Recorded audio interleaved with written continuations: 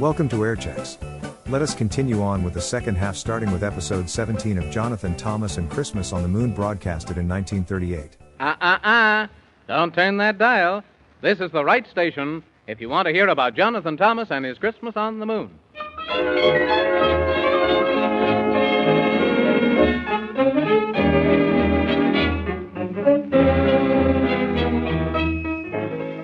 There are travelers three who are strong and brave, who have given their promise that they will save poor Santa Claus and bring him back and help him on with his toy sack.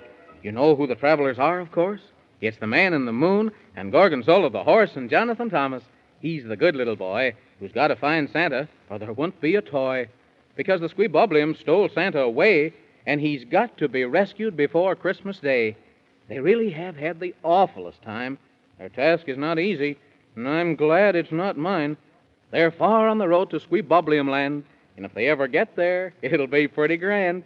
But you know, they've been bothered a lot by a witch who rules o'er the land of Rumpelstitch. She's brewed her magic to make a bad spell, and everyone knows it's worked quite well. That is, until the good fairy queen came along and spoiled her terrible scheme. Oh, she's helped them a lot, because she's wise. She's kept them safe from the dragon's eyes. And in the nightmare forest so dark and deep, where the witch made Jonathan Thomas fall to sleep, she woke him up with a magic charm. I'm sure she won't let them come to harm. Well, as they journeyed along, right on their path, they met a lion who was so filled with wrath he hated to be told that he was lying. And he said if they called him that, he'd bite off their head. So they called him Ojigraph, and he shook his mane and said, "That's better, I like that name." And he asked them to dine with a very broad smile. So they dined with the lion and rested a while. Then he gave them a gift. It was a box full of growls to frighten the witch and give her the howls. But soon they thanked him and wished him good day, and then they met the Elf King by the side of the way. And just then the old witch flew up on her broom. She'd come for the Elf King. It looked like his doom. But they opened the box and let out a growl, and the witch flew away with a terrible howl. Of course, the Elf King was glad, and he gave them a key. He said, "It's a present to you from me. In the wall of doors it will open the way, that you will find the right door, I'll hope and pray." Well, they found the wall that was ever so long, but the door they went through was the door that was wrong. They're in Looking-Glass Land, and strange it may seem, they're now on their way to meet Alice, the Queen. Umbledy-mumbledy, quickly speak, and say your say, my little squeak. I'm not a little squeak, if you please. I'm Jonathan Thomas, that's who I am. Of course. But that's much worse than squeak, which I think much better. It's easy to say, most anyway, and it rhymes with any old letter. My gracious sakes to goodness, stop this fiddle-faddle and state the facts. Well, if it's facts you want, it's facts you'll get. The desert is dry, and the sea is wet. Mountains are high, and valleys are low. It's impossible to hurry and yet go slow. Oh, goodness! In the year of 1492, Columbus sailed the ocean blue. In 1776, Paul Revere was up to some tricks. Whatever are you talking about? I'm stating facts. That's what you said, and I'm getting them all right out of my head. Yeah. In 1513, Mr. Balboa discovered the blue Pacific shore. Yeah, I'm finding my mind a little bit worn. I can't think of the date that I was born. Oh, stop it, before I go crazy. We didn't come here to listen to dates. We want to see Queen Alice. Yes, we want to see Queen Alice. And why didn't you say so before you spoke? Instead of standing there attempting to joke, just follow your nose right down this hall till you come to the room where she's holding a ball, and you'll find the guard, and just give him your card, and wait till you're invited in. And try your might to be polite, for if you don't, it'll be a sin. Well, now, That's more like it. Yes, sir. And thank you, please, Mr. Mad Hatter. You're welcome, of course. That's what I say. But if you don't have to go, then why don't you stay? Oh, look, Mr. Man in the Moon. Goodness gracious to Jiminy Cricket. What was that? Yes, what was that? Well, upon my word, it's only a bird. No reason to be alarmed. Oh, look, Mr. Man in the Moon, it is a bird. But it's flying backwards. My gracious. Who ever heard of a bird flying backwards? He's the Jabberwocky bird. And you can take my word, flying backwards is his style. He flies very slow, even slower than you go. About 25 hours to the mile. Goodness. But why does he fly backwards? Well, it's all in the knowing. He doesn't care where he's going. He just wants to see where he's been. Oh, well, that's the funniest kind of a bird I ever heard of. We better hurry, Jonathan Thomas, if we're going to see the Queen. Oh, yes, that's right. Well, goodbye, Mr. Mad Hatter. Maybe we'll see you again very soon. That's just fine. Maybe we could dine on oyster shells and sand. And for an extra treat, we'll have spinach with the meat. Just to think if it makes me feel so grand to think of that. Goodbye. Yeah, goodbye. Oh, Jiminy G, my gracious. Oh, wonder why they call him the Mad Hatter, Mr. Man in the Moon. 'Cause he's as nice can be. And he doesn't look mad to me. Of course not, Jonathan Thomas. Nobody can ever look mad. They have to act mad. And then they should be on a stage because that's the only place to act. Oh, There's the door, Jonathan Thomas, but I don't see any guard. maybe he's inside having a good time at the Queen's party. You're probably right by Jiminy Cricket. So I guess we'd better knock and see if anybody answers. Go ahead, Jonathan Thomas. Knock on the door. All right.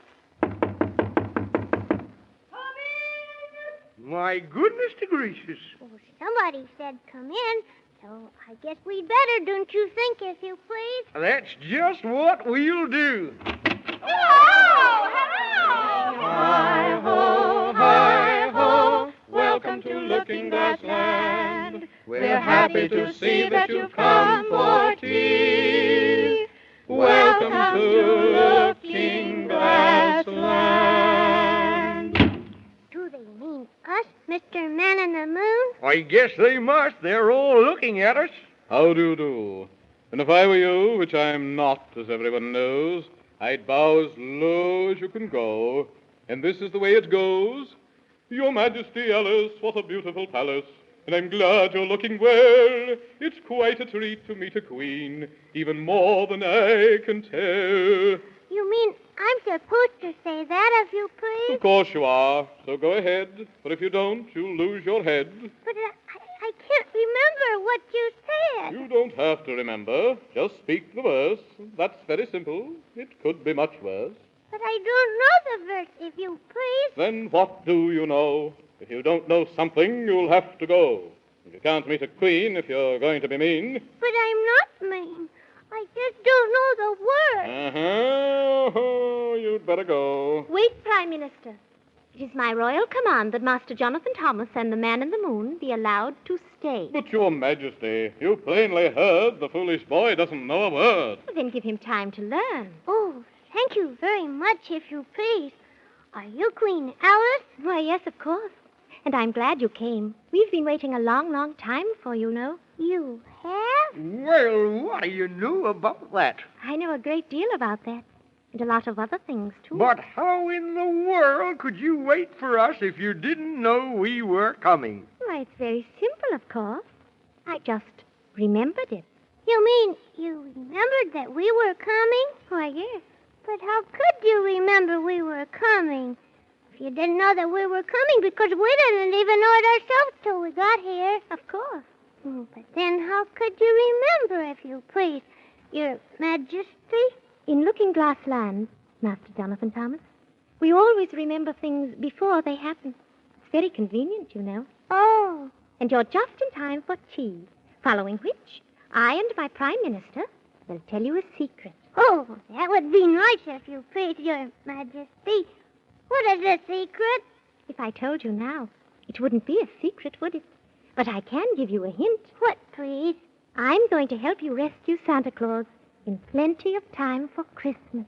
Oh, that's very nice of you, Your Majesty. Oh, but first we must have our party. So bring on the bread and butter and sugar and strike up the music and let everyone be gay. For this is the court of Alice, of Alice, of Alice, and this is my very royal palace. So dance and sing and have fun. We'll make lots of cheer for Christmas this year, so join in the fun, everyone.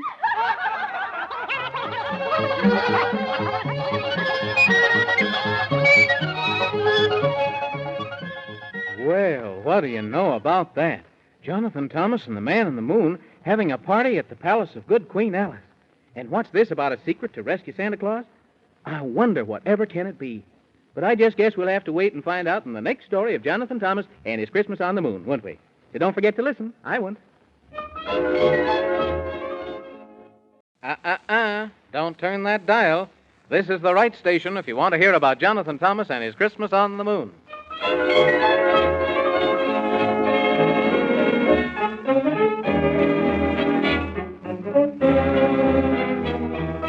Poor old Santa Claus made a mistake. He's feeling so sad for the children's sake. He let some Sweetgwabiums in one night, and they captured him after a terrible fight. And now he's a prisoner in Sweetboblium land. They've tied him so tight, he can't move a hand.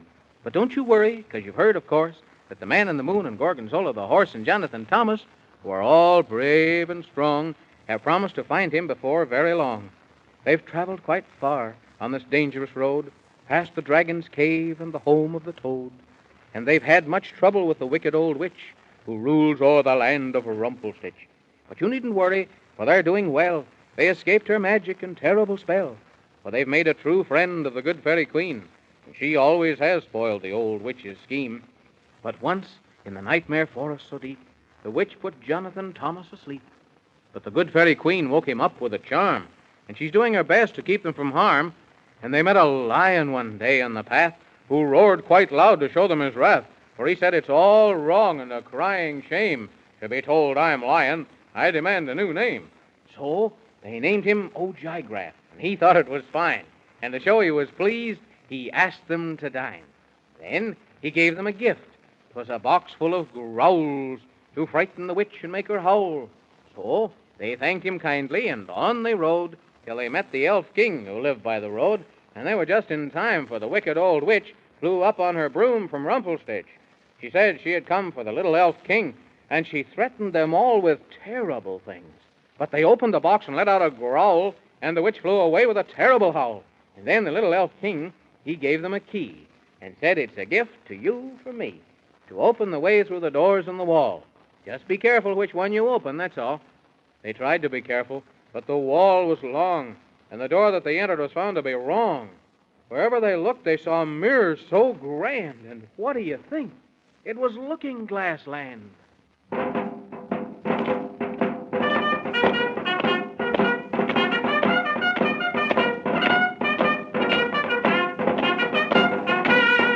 Company! Halt! 1, 2. Throw off the chains and open the gate, and I'll have your head if you're 1 minute late. Yes, sir, at once, Your Majesty. I'll unlock the gate with this golden key.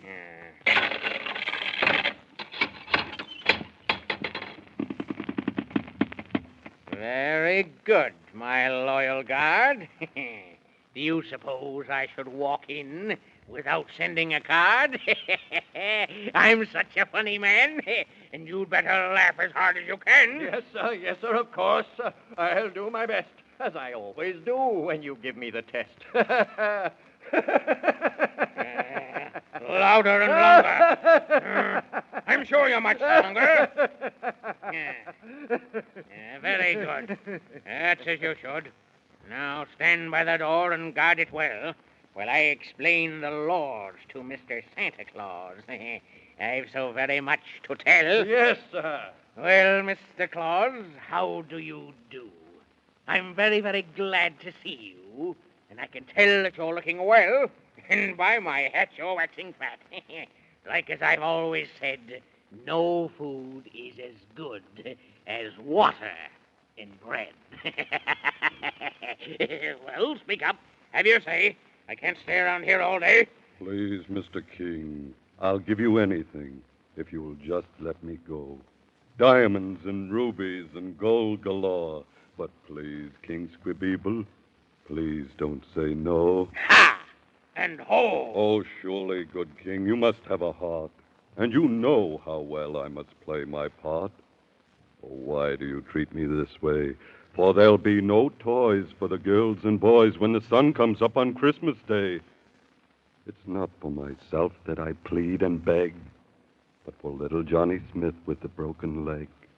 Don't you see, he'll be without cheer, as no one should be at this time of the year. And there's little Mary King.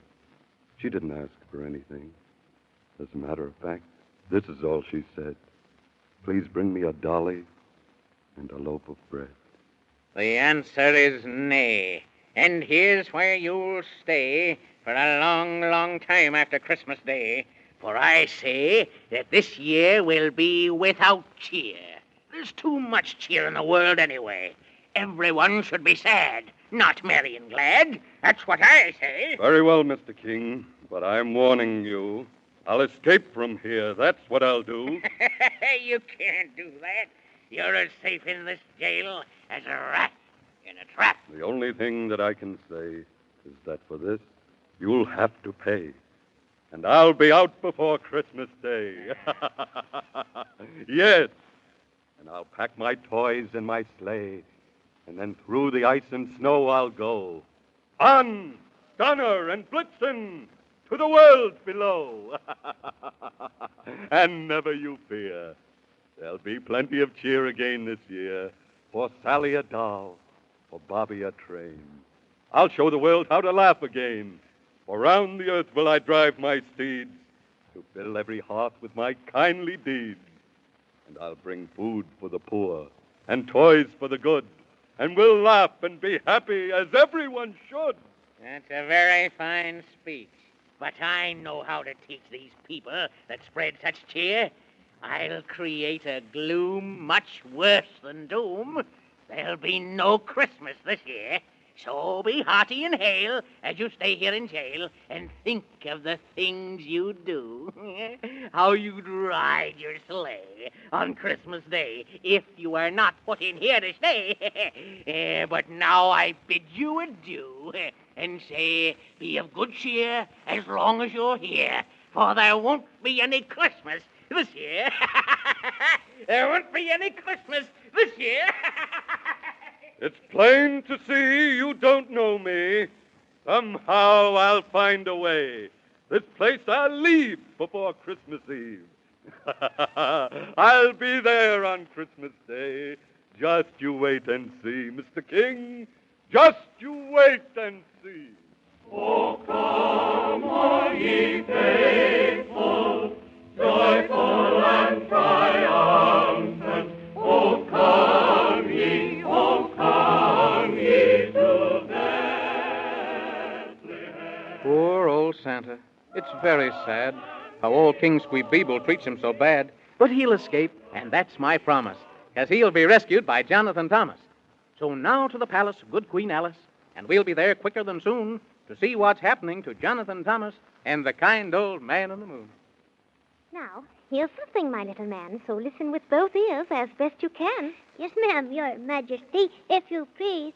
I remembered that Santa Claus was taken away. In fact, I remembered it only today. But now there's nothing that we lack, for now we know how to get him back. Oh, that's very nice. Because we have to rescue him, or there won't be any Christmas this year. This is a whistle to take when you go. And when you want magic, you just have to blow. Then, quick as a wink, you'll start him to grow. Did you say grow, Your Majesty? Yes, I did. And you'll grow so high, you'll grow right up into the sky until you're bigger than anyone. Oh, but But wait until I'm done. When you reach Squeebobberland, you'll see lots of soldiers on every hand. For Mr. Squeebeeble, the very bad king, who, just to be mean, will do any old thing, has told all his people that you're very wrong, and to catch you quickly when you come along. Oh. So that's the reason I'm telling to you the things that you will have to do. Because, you simply must rescue poor Mr. Santa Claus. For more than ever before this year, we need just oodles and oodles of Christmas cheer. Yes, ma'am. Now, here's the plan, my good little man, as I said just a moment before. So you'll keep in your head the things that I've said, and I'll say them again once more. Yes, ma'am, if you please. This is the whistle that you must blow when it comes time for you to grow. Blow it just once, and then hang on, and in a trice the Squeebobble will be gone. You'll frighten them so when you're starting to grow that will be fine because, you'll have no trouble at all in rescuing poor old Santa Claus. Does it hurt very much to grow, Your Majesty? Oh, not very much. That is, in the main. But you shouldn't mind a growing pain. For gracious goodness, Jonathan Thomas, we'd better hurry, or we'll never arrive at the land of Squeebobble. Look, Mr. Man in the Moon, Her Majesty, Queen Alice, gave me a magic whistle so that I can grow tall and frighten the Squeebobbles so they won't know what to do. That's wonderful, Jonathan Thomas. Yeah. We're mighty grateful to you, Queen Alice. Yes, sir. How does the whistle work? Her Majesty said that I just have to blow it like this. And then, oh, my goodness, I feel funny. Jiminy crickets, you're starting to grow. But I don't want to grow now. Not yet. Gracious sakes. Look at me. Everybody, I'm getting bigger and bigger, and I'm going up in the air. There's no need for alarm. He's under a charm. I'm getting bigger than a building, even than a mountain. Gracious sakes to Jiminy crickets and flubduds. Get him, stop, Your Majesty. He's turning into a giant. Stop him before he gets clear up in the clouds. Oh, my goodness gracious. Stop!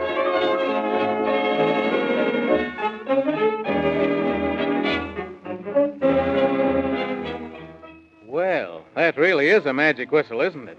And it must be wonderful to be able to grow like that without having to eat spinach or even anything. But what do you suppose will happen next? Do you think he'll be able to ungrow? I mean, become shorter again? Well, we'll find that out in the next story of Jonathan Thomas and his Christmas on the Moon. Don't forget to listen, will you? Don't turn that dial. This is the right station if you want to hear about Jonathan Thomas and his Christmas on the Moon.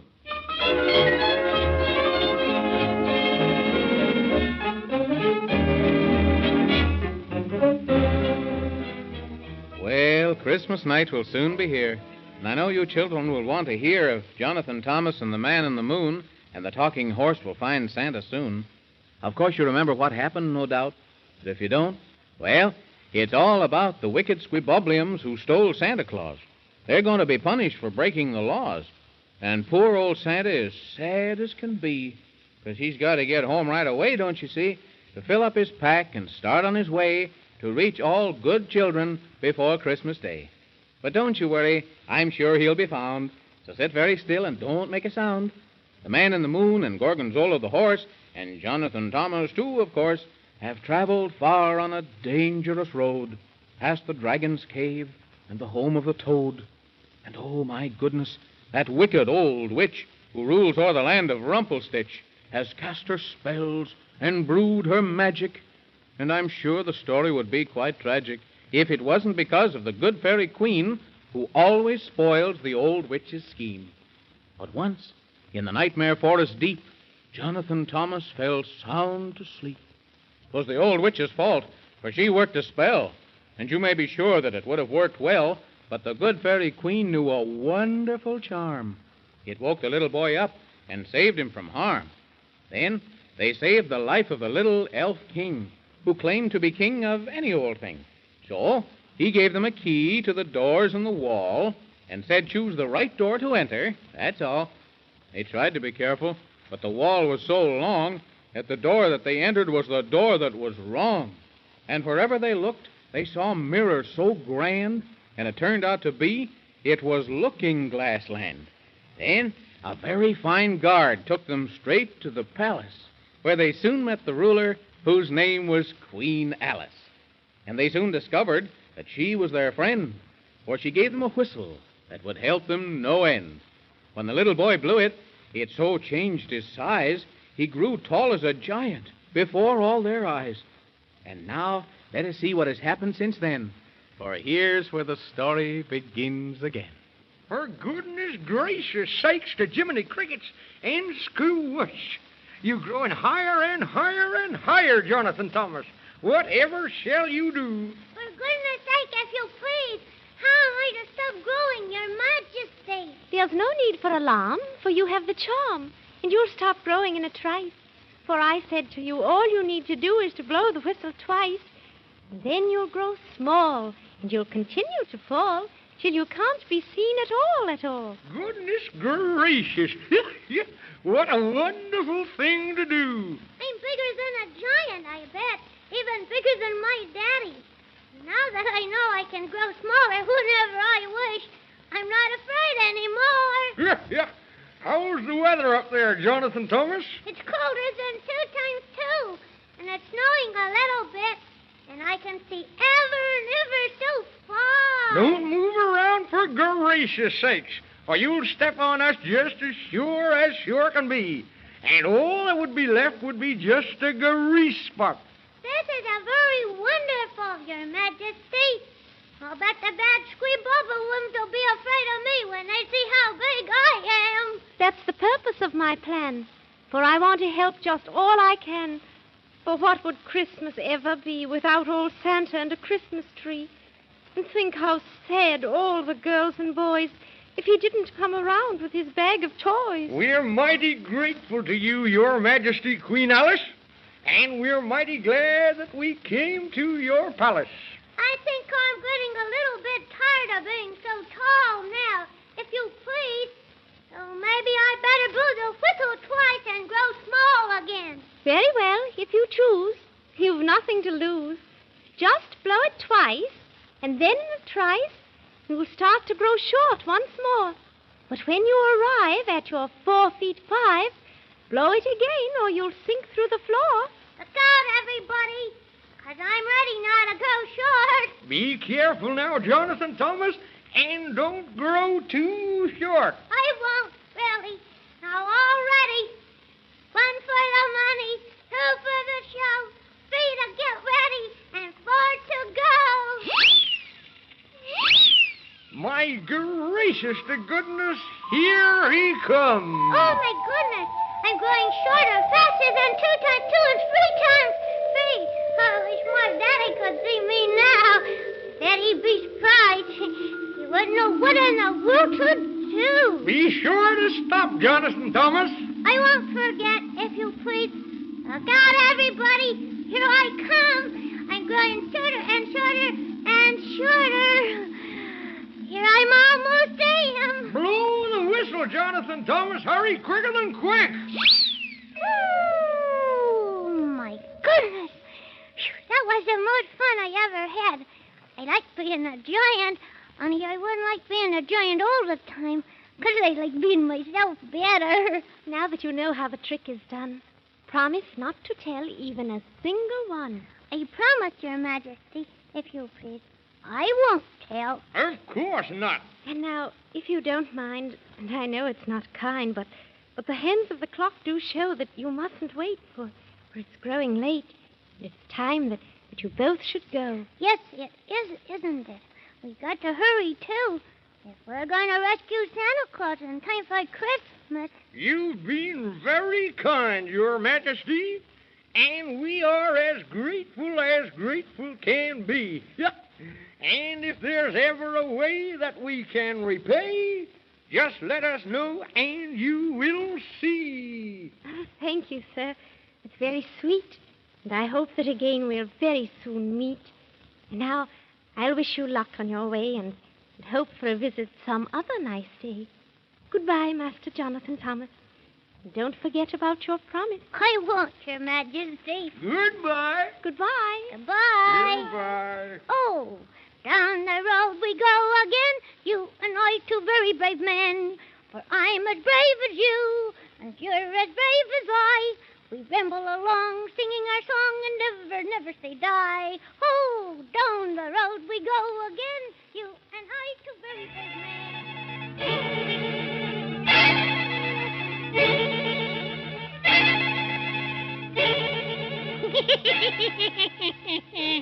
Oh, magic mirror on the wall, open your eyes and tell me all.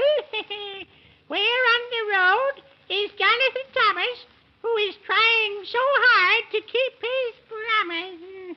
Oh, mighty witch of Rumpelstitch, they've left the looking-glass land, and they travel along as they sing a song, with magic at their command.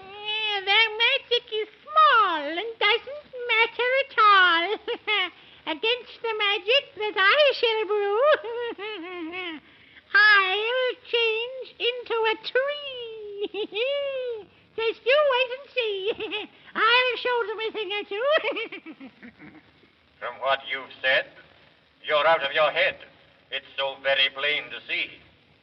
You may brew your brew, but I'm telling you, it doesn't make sense to me. Just you wait and see, and stop talking back to me. I'll change to a tree before you count three. Along the path they roam, and when they arrive, if they're still alive, they'll wish that they'd stayed home. When they see the game that I've played, they'll forget where they're going or what they've gone after when they walk into my shade. If you don't mind me saying, this game that you're playing is risky as it can be. You'll no doubt be happy, but you'll also be sappy if you insist on being a tree. You think you're smart, but I'll play my part. I'll stop their foolish notions. They'll have me to thank when their minds go blank because of my magic potions. Little Jonathan Thomas, I'll show you how I keep my promise. Little Jonathan Thomas.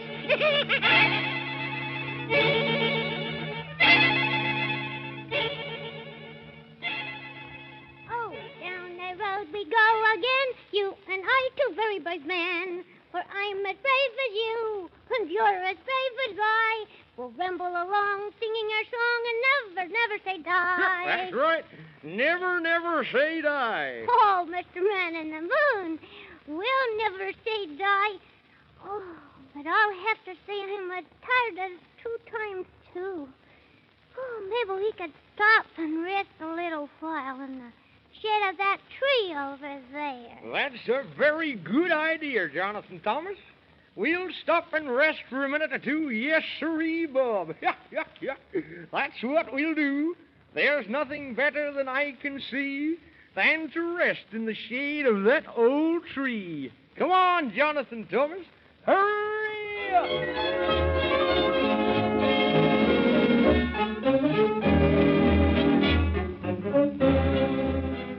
Oh, my goodness, there they go. And that's just what the wicked old witch wanted them to do. Oh, dear.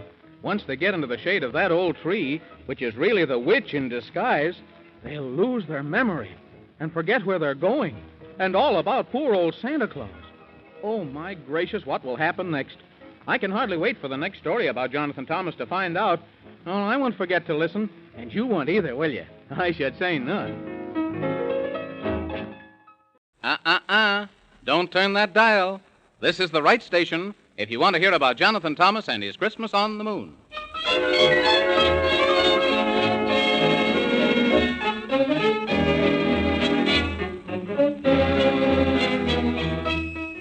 It was a cold winter's night I shall never forget. Santa Claus came in, and his feet were quite wet. He sat down by the fire and said, "I'll get warm." Never before have I seen such a storm. Just then, at the door, there came a loud knock. When I opened it up, I got such a shock. The wicked squibbobliums came out of the night and kidnapped Santa Claus. But they had a good fight. They said, "We will see there's no toys this year. We hate all this nonsense about Christmas cheer." Well, Jonathan Thomas and the Man in the Moon have promised they'll find him and bring him back soon. Oh, Jonathan Thomas is just a wee lad. He's doing his best, and what trouble he's had. But with the Man in the Moon and Gorgonzola the horse, there isn't a doubt that they'll find him, of course. They're now on the way to Squibboblium land. It's a dangerous road, and I understand there's dwarfs and goblins and all such things, and nightmare forests and fairy rings. But the worst of it is, there's a wicked old witch who rules o'er a land called Rumpelstitch. She brews bad magic, but although she may scheme, she's dreadfully afraid of the Fairy Queen. For the good Fairy Queen knows a charm or two. Whenever there's trouble, she knows what to do. And not long ago, the travelers three met the little elf king, who gave them a key. Now, what do you think? It opened the door into Looking Glass Land, and what is more, they met Alice the Queen, who asked them to dine. She'd said they'd find Santa in plenty of time, for she said, "I will help." Then to Jonathan Thomas she gave a whistle, and with it a promise, if he blew it once right before their eyes, he'd grow to be of enormous size. If he blew it twice, while yet he was tall, then right away he'd grow quite small. And sure enough, when he tried it out, she was right about it. There wasn't a doubt. So they thanked her kindly and hurried on to Squibboblium land, for the way is long. But the wicked old witch, she said with glee, "By the side of the road I'll be a tree, and the moment they pass within my shade, they'll forget who and where they are, I'm afraid." But now, if you're ready, suppose we see what happened next to the travelers three. Hold your horses there now, stranger, 'cause you're walking into danger. Oh, my goodness. Yeah. Listen. For goodness gracious sakes to goodness. Who said that? That's what I'd like to know. Who said that? Yes, that's what I'd like to know. Who said that? If you'd look to see, you'd see 'twas me. I'm standing very near. Well, sakes alive, please look alive. This is me, right here. Oh, look, Mr. Man in the Moon. It's a little man with a beard. Well, of all the insults I've ever heard, just never mind my long white beard. I guess I should have saved my breath and let you go right to your death. Well, Jiminy Crickets, who are you? Yes, who are you? Well, Dad Bonnet, I'm Kermit the Hermit. Oh, how do you do, Mr. Hermit the Kermit? No, not Hermit the Kermit, but Kermit the Hermit. Why don't you get it right? Oh, I'm very sorry, if you please, sir. I didn't mean to get it wrong. What did you say about saving us from our death, Mr. Hermit? I've lived in these here woods for a mighty good long time, and I know every tree as well can be. And by cracky, they know me. Well, sir, yesterday there was a brand new tree that wasn't there before. And land of Goshen, it's just my notion that I'd better find out some more. Find out what, if you please, sir? Well, sir, as I said, I know every tree, but that there tree didn't look right to me. So I started to watch, kinda, spying and such, and what I saw gave me a stitch. That there tree moved around without making a sound. I'm telling ye, that there tree is a witch. Did you say a witch? Yep, that's what I said. And if it weren't for me, you'd all be dead. Oh, for gracious sake to goodness. If in the shade of that there tree you laid, well, sir, I guess in the shade of that there tree you'd have stayed. On account of that there shade is a spell, which I can tell very well, which that there wicked old witch has made. Well, we're very grateful to you, Mr. Hermit the Kermit. Dad burn it, it isn't Hermit the Kermit, 'tis Kermit the Hermit, Dad Barnett! Oh. Oh, for goodness sakes to goodness. We are sorrier than sorry. I humbly apologize.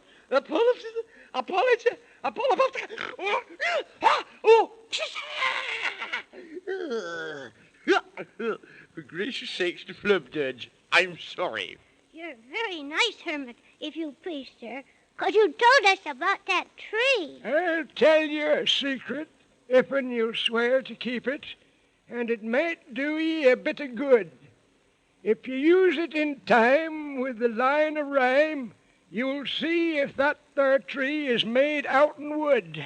What is the secret, if you please? If'n you'll listen real well, I'll start in to tell. A very good way to break up the spell. Uh-huh. If'n a tree is really a tree, it's very easy to see. And I know some magic that'll make things a mite tragic. If'n a tree isn't a tree. So here's what you do when I tell it to you. Just say the lines and make sure it rhymes, and then just watch and see what happens to that there old tree. What is a rhyme, if you please, Mr. Hermit? 1, 2, 3. You're not a tree, but a wicked old wet shoes as bad can be. What happens to the tree then, if you please? Well, sir, don't ask me, just watch and see. 'Cause what is to be, well, is to be. Now go right ahead and speak the rhyme that I said. But be sure you don't get in the shade, and I reckon when you're done, the tree'll start to run, and the witch will be a mite sorry for the game she's played. Yes, sir, Mr. Hermit. I'll say the rhyme right this minute. Yep. Well, speak right up, Jonathan Thomas, and say it good and loud. Yes, sir, Mr. Man in the Moon, as loud as ever I can. Here I go. 1, 2, 3. You're not a tree, but a wicked old witch who's as bad as can be. Gee willikers. For gracious sakes to goodness, look what's happening to the tree. It's changing into the witch. Hey, what did I say? Curses on you for your tricks. You've put me in a terrible fix. You'd better hurry up and go away from here, or we'll throw a lion growl at you. Yes, we'll throw another growl at you. That's what... Oh, yes, I'll go, but I'll come back, and that's a fact. That I'll yet find a way to keep my promise. You wait and see, Master Jonathan Thomas. Oh, flim floods, for gracious sakes. Someday that old witch is going to make me so mad she'll wish she hadn't. She ought to mind her own porridge and leave us alone, hadn't she, Mr. Man in the Moon? I should say so. But now it's time to go. But before we go, we want to say to you, Mr. Hermit the Kermit. Dad Burnett, the name is Kermit the Hermit. Not Hermit the Kermit, Dad Burnett. Oh, yes, to be sure. But what I wanted to do was to say that we are very grateful to you. Yes, we're very grateful to you, Mr. Hermit. Well, sir, I do declare that's very fair. Yes, sir. And if we can ever help you, just let us know. And now, come on, Jonathan Thomas. We've got to go. Goodbye, Mr. Hermit. Goodbye, Mr. Hermit. Yes, sirree. Goodbye. Gracious to goodness. Oh, look, Mr. Man in the Moon. He disappeared in a great big puff of smoke. My sakes, I wonder what it takes to do such magic as that. Yep, it's probably vanishing cream. That's what it is, vanishing cream. Well, come on, Jonathan Thomas. It's growing late and we'll have to hurry. It's getting dark, too. Oh, what's that just ahead of us? Gee willikers. It's the pea soup fog, Jonathan Thomas. The pea soup fog? I never heard of that. Yep, it's 1 mile wide and 3 miles high. And we'll have to go through it to reach the land of Squeebubble. But I don't like pea soup. I like onion soup much better. You'll have to learn to like it, Jonathan Thomas, 'cause here we go. Oh, it's as dark as 2 times 2 and... Oh, look, Mr. Man in the Moon. What's that? Gee willikers. I don't know. We'd better ask and find out. Who are you? I'm the Dragon of the 13 Tails, and I feed with greed on little boys, puppy dogs, and big, fat snails. Ooh. Come on, Jonathan Thomas, we'd better run. Oh, what a silly thing to do. But I can run faster than you, and I'll have such fun eating you up one by one. Ready or not, here I come.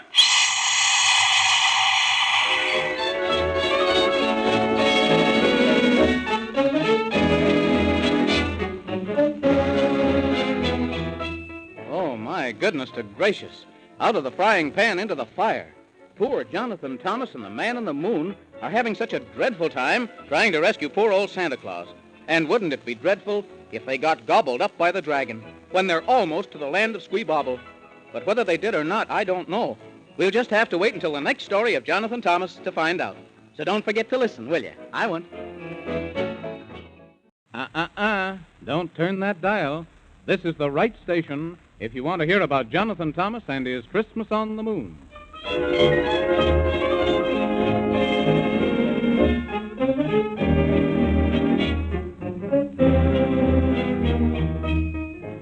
On Christmas Day, when you find your toys, I wonder if any of you girls and boys will stop to think about Jonathan Thomas, the brave little boy who kept his promise. If it wasn't for him, the world would be sad on Christmas Day instead of so glad, because, you see, poor old Santa Claus was stolen away, and all because the wicked Squeebobliums hate Christmas cheer and decided there wouldn't be any this year. But Jonathan Thomas and the Man in the Moon said, we'll find Santa and bring him home soon. And it's plain to be seen that unless they do, there'll be no more toys for you and for you. So they jumped upon Gorgonzola the horse, who said he would try to keep the right course, and away they went through the desert of sand on the dangerous road to Squeeboblium land. They passed through a country of giants and gnomes, and the nightmare forest where the wild wind moans, past the dragon's cave and the home of the toad, and they never once got off of the road. But they've had such a time with a wicked old witch who rules o'er a land called Rumplestitch. She's brewed much magic to bring them to harm, but the good fairy queen, she gave them a charm. She's their very great friend, and she's helped no end. And the little elf king, he gave them a key to a door in a wall, and quick as could be, they found themselves standing in Looking-Glass Land before good Queen Alice and her courtiers grand. Well, Queen Alice said, I'll help you out too, and this is exactly what I will do. I'll give you a whistle that will make you grow either up or down as you wish to go. Then the wicked old witch, she laughed with glee, and she said, I'll change myself into a tree, and I'll plant myself in a lonely glade. They'll forget who they are when they come to my shade. But Kermit the Hermit, he warned the three, so they stayed far away from the witch's tree. But soon they came to the pea-soup bog, where it was cold and dark, and the ground like a bog, and they crept along like 3 little snails, till out came a dragon with 13 tails. They must have gone too close to his den, but here's where the story begins again. Hurry, Jonathan Thomas, run like mad, or the dragon will catch you and you'll wish you had. But I'm so tired. I don't think I can run much farther. Then I'll carry you instead. And there's a house just ahead, and if we can hurry, we won't have to worry. But if we don't, we'll all be dead. Maybe that dragon got tired and quit chasing it. Mr. Man in the Moon, I don't hear him anymore. Oh, yes, you do. For I'm still after you, running as fast as I can run. But I wish you'd go slow. It would please me so. For I've run so fast, I'm nearly done. Come on, Jonathan Thomas. Let's hurry like everything till we reach that house. And then the dragon can't get us. I'm coming as fast as I can. I can't last if you run so fast. I'm nearly out of breath. I'm not so fast as I used to was. I'm getting old, that's why, because I'm running myself to death. Here we are, Jonathan Thomas. Knock on that door. Hurry quick. We better both knock. Hurry up and answer the gate. If you don't right quick, it'll be too late. Here comes the dragon. I say, by Jove. We are coming in. Come on in, Jonathan Thomas. Oh, goodness gracious. The sakes alive. Just in the nick of time. Yes, just in the nick of time. I say now, what's all this about? All this hammering and pounding? Why, it's putting me out. We're very sorry we had to rush in on you this way. And whatever your name is. If it's my name you wants to know, I'll be glad to oblige you, so. It starts with a D and ends with a Y. I-N-T in the middle, and I'll tell you why. The name's Dinty, don't you know? Dinty, we are very pleased to meet you, Mr. Dinty. Yes, we're very pleased to meet you, Mr. Dinty. Well, now, if you don't mind, would you be so kind as to explain yourself to me while you pound on the door and strike me what's more? You've upset me pot of tea. We're very sorry, Mr. Dinty, if you please, but a terrible dragon was chasing us, and he said he was going to gobble us out. Yeah, and at the moment, we didn't feel in the mood of being gobbled down like a ham sandwich on whole wheat toast. No.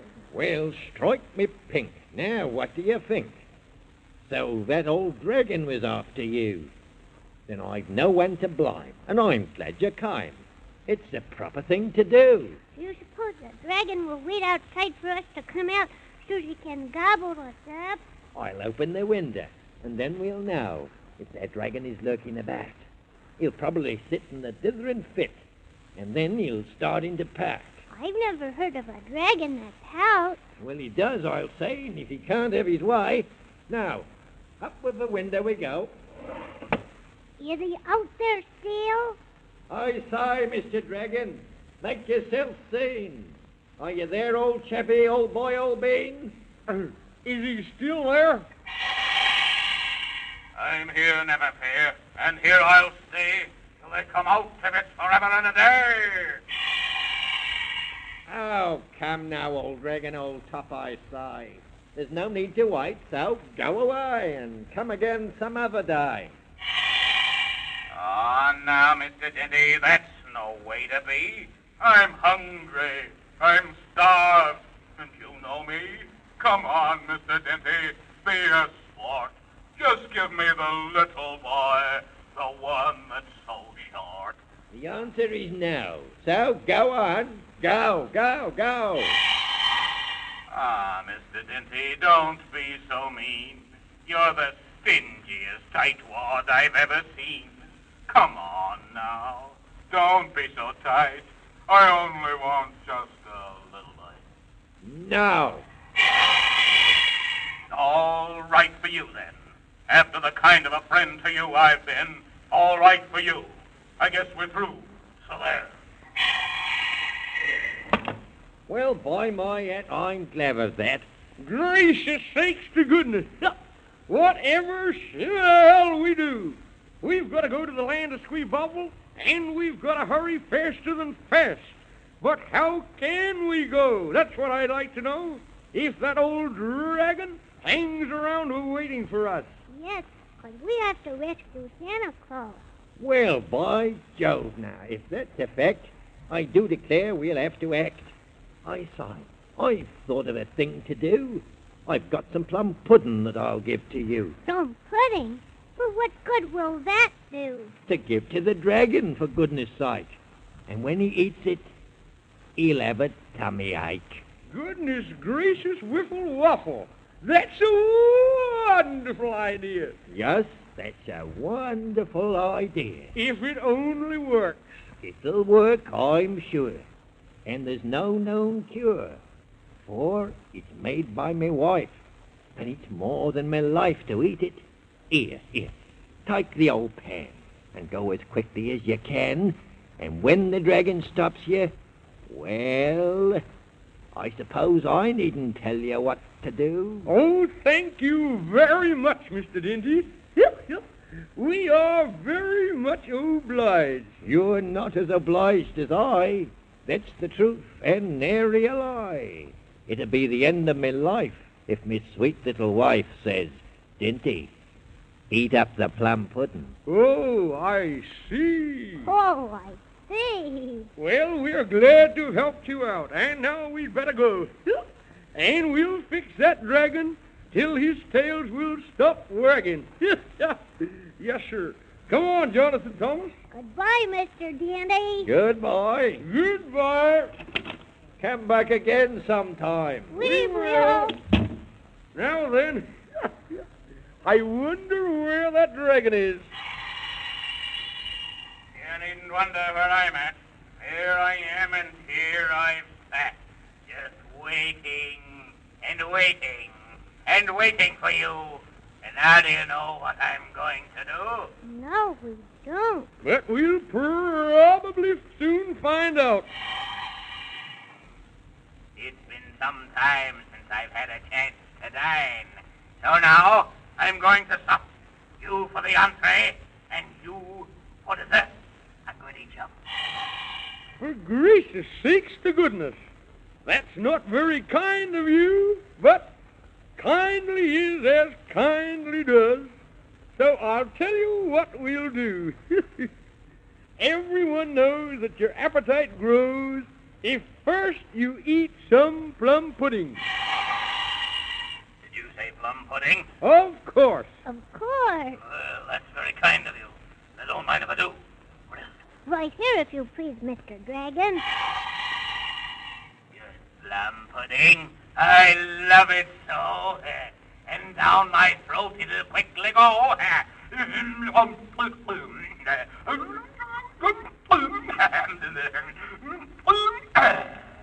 Is it good, Mr. Dragon? Yeah, as good as it should. It's the best I've ate. It's wonderful cake, and I... Oh. Oh, what's the trouble? Oh, I've got the tummy ache. Come on, Jonathan Thomas. Now's our chance to run! Wait! Till I'm over my tummy ache.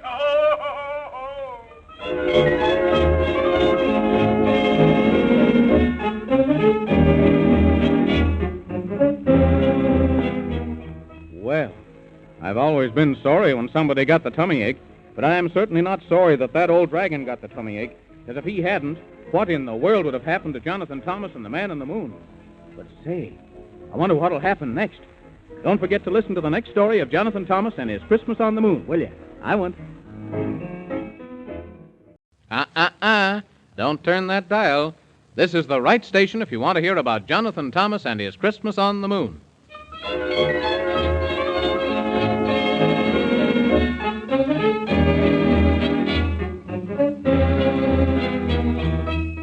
Poor old Santa is in such a flurry, for right in the midst of the Christmas hurry, the bad squeebobliums, who hate Christmas joy, decided he couldn't distribute his toys. So they stole him away on a dark, stormy night. Though goodness knows he put up a good fight. And they took him away to Squeebobble Land, where they tied him so tight he can't move a hand. Now, what kind of a Christmas do you think there can be without any toys to hang on the tree? But in spite of the fact that we're feeling so sad, we're putting our faith in a wee little lad who, with the Man in the Moon and a talking horse named Gorgonzola, are now on their course to Squeebobble Land to find Santa Claus and punish those people for breaking the laws. But the way is dangerous and very long. They have to be careful so they don't go wrong, for the road leads through a forest so deep they'll never wake up if they go to sleep, and through a country where giants and gnomes and brownies and goblins make their homes. Oh, it's lots of trouble, but Jonathan Thomas is not the boy who will break a promise. But the worst of it is, there's a wicked old witch who rules o'er a land called Rumplestitch. She spends every day and most of the night thinking of things to fill them with fright. But I'm pretty sure they won't come to harm, for the good fairy queen gave them a charm. The little elf king, he gave them a key, which opened a door, and quick as could be, they found themselves standing in Looking-Glass Land before Queen Alice and her courtiers grand. Queen Alice said, "I know magic, too.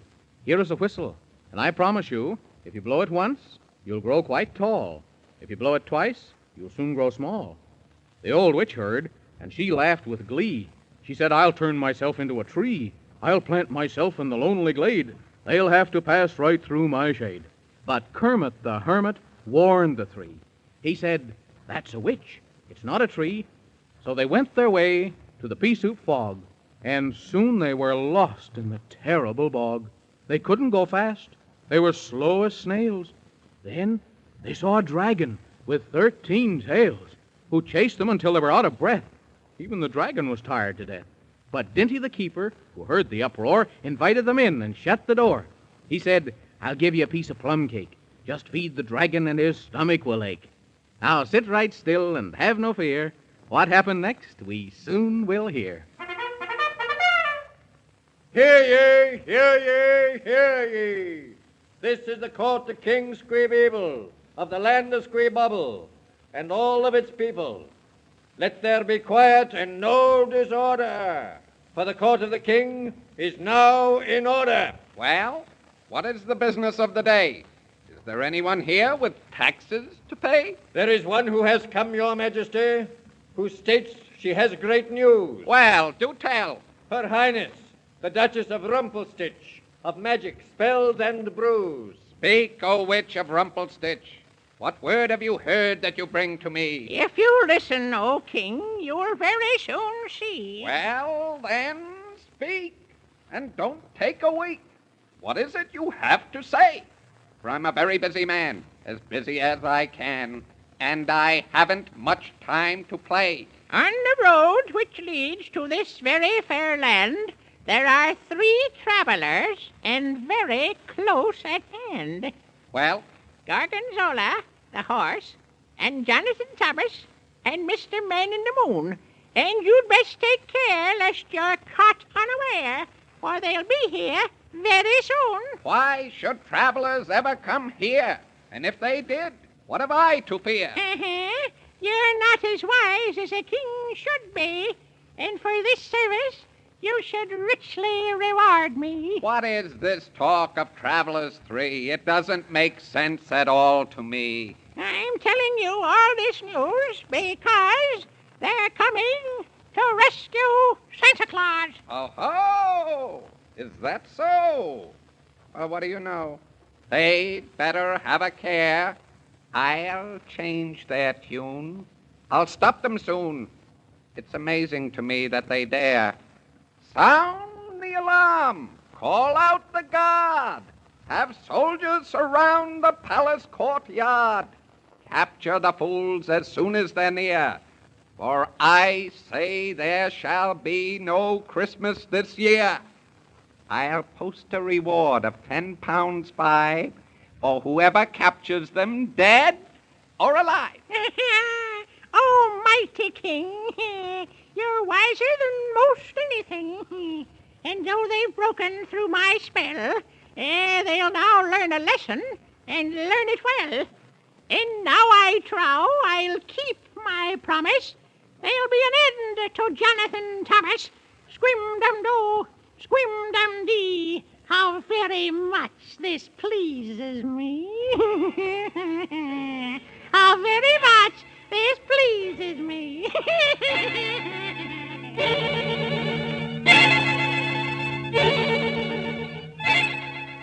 Well, I must confess I'm very vexed, and I wonder what's going to happen next. For Jonathan Thomas and the Man in the Moon will arrive in Squeebobble Land, and I think very soon. And I'm as worried as I can be. But maybe we better go look and see if there's anything wrong as they travel along. So in half a lamb shake, we'll quickly take a look at the travelers 3. Oh, this is the way we go. This is the way we go. So the winds do blow, and though it may snow, this is the way we go. So clippity-hop, we'll never stop till we reach Squeebobble Land.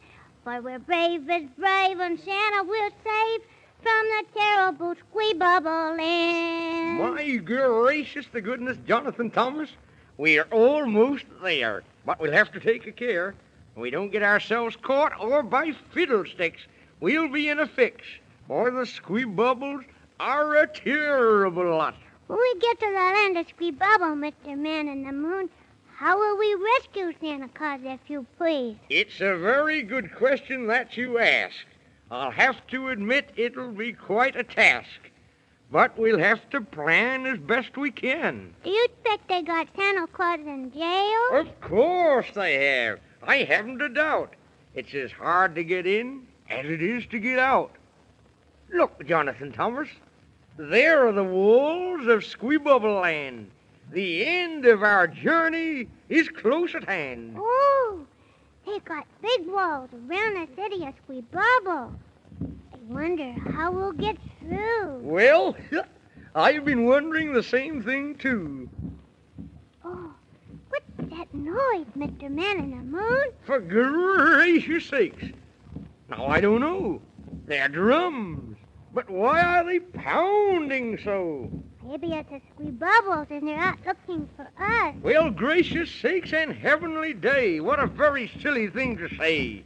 You needn't worry or have any fear, for they don't know that we're even here. I hope they don't, because I don't want to get caught by the wicked Squeebubbles. Of course you don't, and neither do I. Say, those drums are getting louder. Oh, me, oh, my. Oh, they're getting louder than 2 times 2. Maybe we'd better hide someplace till we find out what they are. That's a very good thought, and I think we ought. We'd better go this way. And gracious to goodness, and Jiminy Cricket, run for your life, Jonathan Thomas. The Squeebubbles are coming.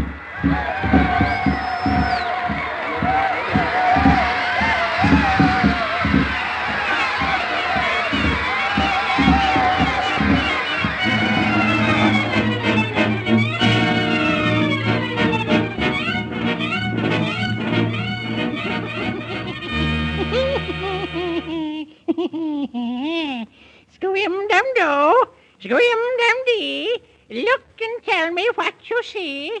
Oh, magic mirror on the wall, tell the truth and tell it all.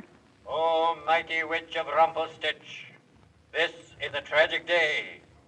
You've kept your promise, and Jonathan Thomas is now being salted away. Oh, magic mirror on the wall, you're heading for an awful fall, and you'll receive a very hard bang if you don't stop that awful slang.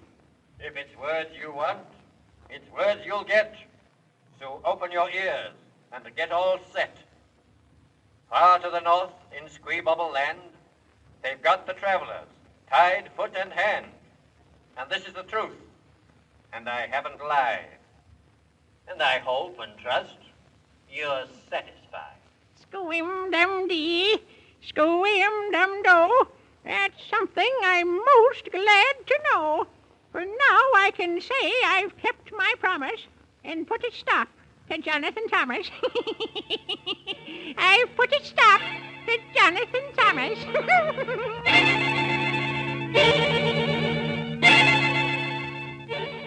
Oh, my goodness, I was afraid of that. For that wicked old witch usually gets her way.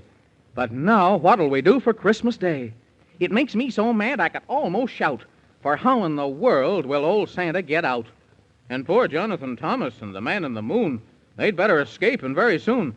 But when they're put in jail and locked up so, how can they do it, I'd like to know? Oh, my goodness, it's such a worry. I wish I knew the rest of the story. Don't you? Well, we'll find out what's going to happen in the next story of Jonathan Thomas and his Christmas on the Moon. So don't forget to listen, will you? I won't.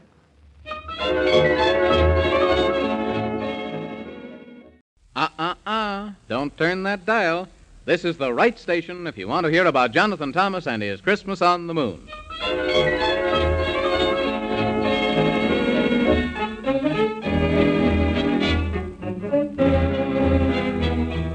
Oh, my goodness. I very much fear it's time for old Santa Claus soon to be here. But how in the world will we have time to pack when they haven't yet found him and brought him back? You know, the Squeebobliums stole him away, and they did it because they hate Christmas Day. Jonathan Thomas said he'd find him soon. So he started out with the man in the moon to Squeebobble Land. And as a matter of course, they rode upon Gorgonzola the horse. It's a long, long way they've had to go, and the trouble they've had you'll never know. For the road leads down through the fairy rings, past the home of giants and goblins and things. It's not much fun for a wee little boy, but he promised the children they'd have their toys. I'm glad it's his promise to keep and not mine, and he'll have to hurry. There isn't much time. The trouble has been there's a wicked old witch who rules o'er a land called Rumpelstitch. She's wise indeed in the ways of magic, and the things she plans are very tragic. But they've had the help of the good fairy queen. She knows how to spoil the old witch's scheme. One day as they traveled, they saw a great wall, and there wasn't a way around it at all. As far as their eyes could see and more, there was nothing in sight but a row of doors. So they entered one. Though I can't understand, they found themselves standing in Looking-Glass Land. Then lovely Queen Alice said, "Now that you're here, I surely must help you, for Christmas is near." So she gave them a whistle, which would make them grow tall, or, if they preferred, it would make them grow small. She said, "I am sure it will help you out. When you rescue Santa, you will need it, no doubt." So they thanked her kindly and bade her good day, but in the pea-soup fog, they soon lost their way. As they wandered around, they heard weepings and wails, and out came a dragon with 13 tails. He chased them until they were quite out of breath. They were snatched just in time from a terrible death by Dinty the Keeper, who heard the uproar, and he let them come in. Then he slammed the door. But he said, "Here's a present. It's a piece of plum cake. If the dragon eats it, his stomach will ache." Well, the dragon ate it and got very sick. He was really quite hurt that they'd played such a trick. But right after that, their trouble was double. They were captured alive by the awful Squeebobbles. Now let's see what's happened to them, for here's where the story begins again. Oh, gracious sakes to goodness! I'm so angry I could weep and wail, for I don't like being thrown in jail. No, and I don't like it either. I wish we were out of here.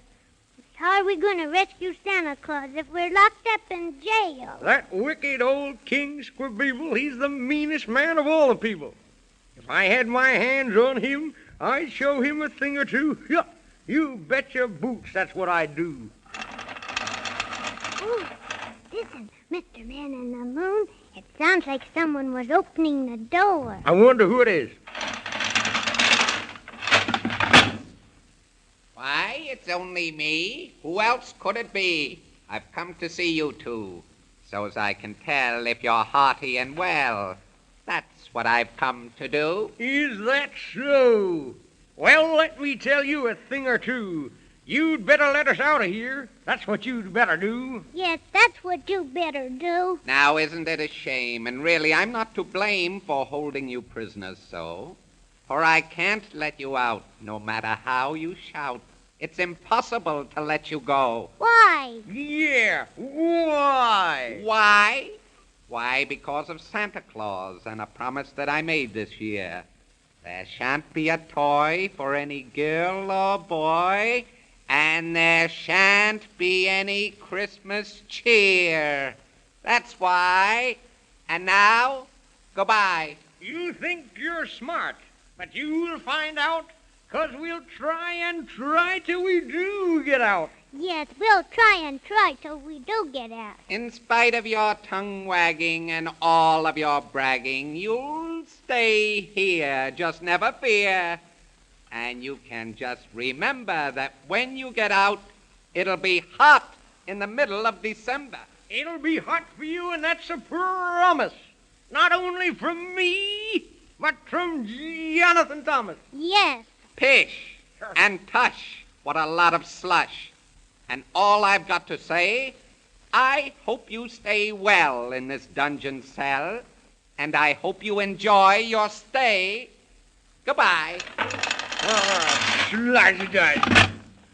Someday that king is going to get me mad, and when he does, it'll be pretty bad. What are we going to do, Mr. Man in the Moon? I only wish I knew what we could do.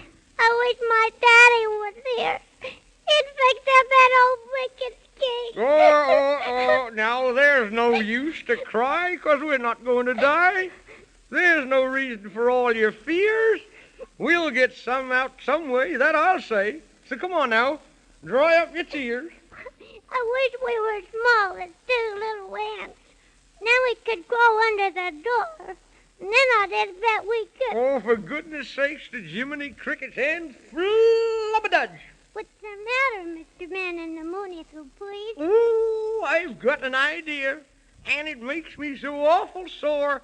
Why in the world didn't I think of it before? What idea, if you please? Didn't Queen Alice, when you were in the palace, give you a magic whistle? Uh-huh. Did you lose it? No, of course I didn't.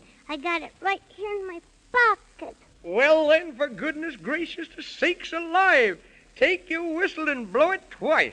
And if the whistle is any good at all, you'll shrink and shrink till you'll be right small. Oh, that's right, Mr. Man in the Moon. I forgot all about the whistle. I said not to fear, we'd get out of here, and that's what we're going to do. Yeah.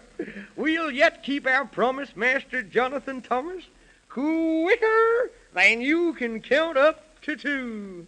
But what about you, Mr. Man in the Moon? Maybe I can grow smaller and get out of this jail.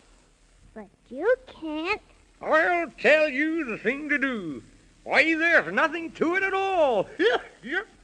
First blow the whistle and grow right small. Then crawl right under the dungeon wall. Then when you get out, don't make a sound, but be right quiet and look around. Then blow the whistle once more. Then when you grow up, then unlock the door. It's as simple as counting from 1 up to 4. Oh, that's a very good idea, Mr. Man in the Moon. I wonder why we didn't think of that before. Oh, the king will be angry and chock full of wrath. And he who laughs last always has the best laugh. Come on now, blow your whistle, Jonathan Thomas, and then we'll hurry and keep our promise. We'll show them something about Christmas cheer. We'll have the best Christmas of any old year. Here I go, Mr. Man in the Moon. I'm ready to blow my whistle. Then hurry and blow so you'll quickly go. 1 for the money, 2 for the show, 3 to get ready, and 4 to go. For gracious sakes to goodness. You're getting smaller and smaller. Oh, look at me, Mr. Man in the Moon. I'm getting as small as 2 times 2. There, now, you're small enough. That magic spell is sure fine stuff. Here I go under the door, Mr. Man in the Moon, and as soon as I get outside, I'll let you out. I won't worry if you'll quickly hurry. It'll only be a minute. Here I go under the wall. No, here I am outside. I must blow my whistle once, and then grow up tall again so I can open the door. Oh, I'm beginning to grow tall again, taller and taller and taller. And now I can open the door. There, the door's open. Come on, Mr. Man in the Moon. For gracious sakes. And now let's hurry faster and faster because now is the time to rescue Santa Claus. We'll sneak down this hall, 'cause I heard the King Squeeble say that Santa Claus is in jail right down here. Let us be very quiet or we'll start a riot, and they'll all begin to roar. Gracious to goodness and Jiminy Crickets. Look, I think this is the door. I think it is, too. Then we'll unlock the door and open the door. Yeah. Hello, Santa Claus. Hello, Santa Claus. Hello, Mr. Man in the Moon. I knew you'd get here in time for this year, but you didn't arrive too soon. This is Jonathan Thomas, Mr. Santa Claus. I'm very pleased to meet you, if you please. How do you do, my little man? I've met you before, And my gracious, what's more, I was planning to meet you again. You mean on Christmas morning, if you please? Of course. Let's see. You wanted a rocking horse, a boat, a sled, and a train. I got your letter, which said you've been much better, and you'll never be bad again. That's right. Oh, for goodness sakes to graciousness. Here, there won't be any toys under the Christmas tree. There won't be any Christmas at all this year if we don't hurry and get out of here. Come on, let's go through this door and turn to your right. Goodness to gracious, what a sight. Soldiers are coming. We'd better start running. Oh, we're going to be caught again. Run for your life!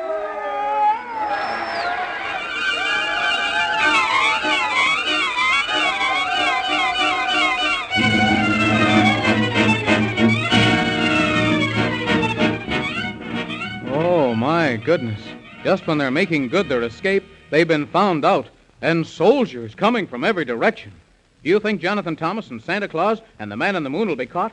Oh, I certainly hope not, because here it is almost Christmas.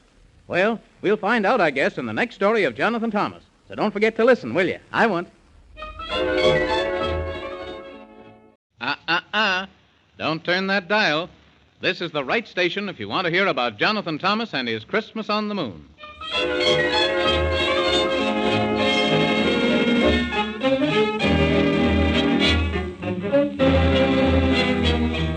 It was a cold winter's night and time to retire, and Santa Claus sat before his warm fire.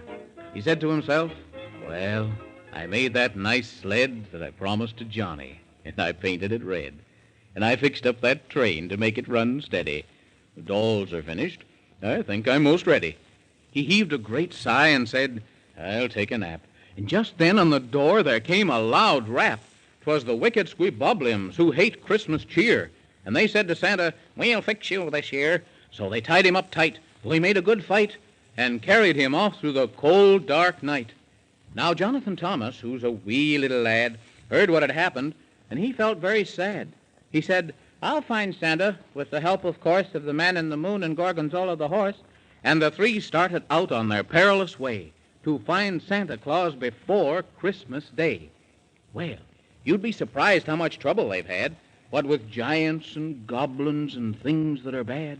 And the wickedest kind of a wicked old witch who rules o'er a land called Rumpelstitch has done her best with her terrible magic to make the end of this story tragic. But the good fairy queen has kept them from harm, for whatever happens, she knows the right charm. And I've had faith that the three would succeed, 'cause you can't make mistakes when you do a good deed. Well, they walked right into Looking-Glass Land, where they met Queen Alice in her court so grand, and she gave them a whistle to make them grow tall, or, if they preferred, it would make them grow small. They were chased by a dragon with 13 tails, and then the Squeebobliums put them in jail. But Jonathan Thomas, he kept his head and blew the whistle as Queen Alice said. And he grew so small, he crept under the door. And then he grew up, and what is more, he opened the door for the Man in the Moon, and they rescued Santa quicker than soon. And now they're home safe in Santa Claus Land. They're having a party that's ever so grand. I'd like to be there myself, wouldn't you? Let's listen in and hear what they do. Jingle bells, jingle all the way. For Jonathan Thomas has kept his promise, it is a happy day. Oh, jingle bells, jingle all the while. Let everyone come and join the fun and wear your biggest smile. Just look and see the Christmas tree. 'Tis such a beautiful sight. To see such cheer again this year, I could shout with all my might.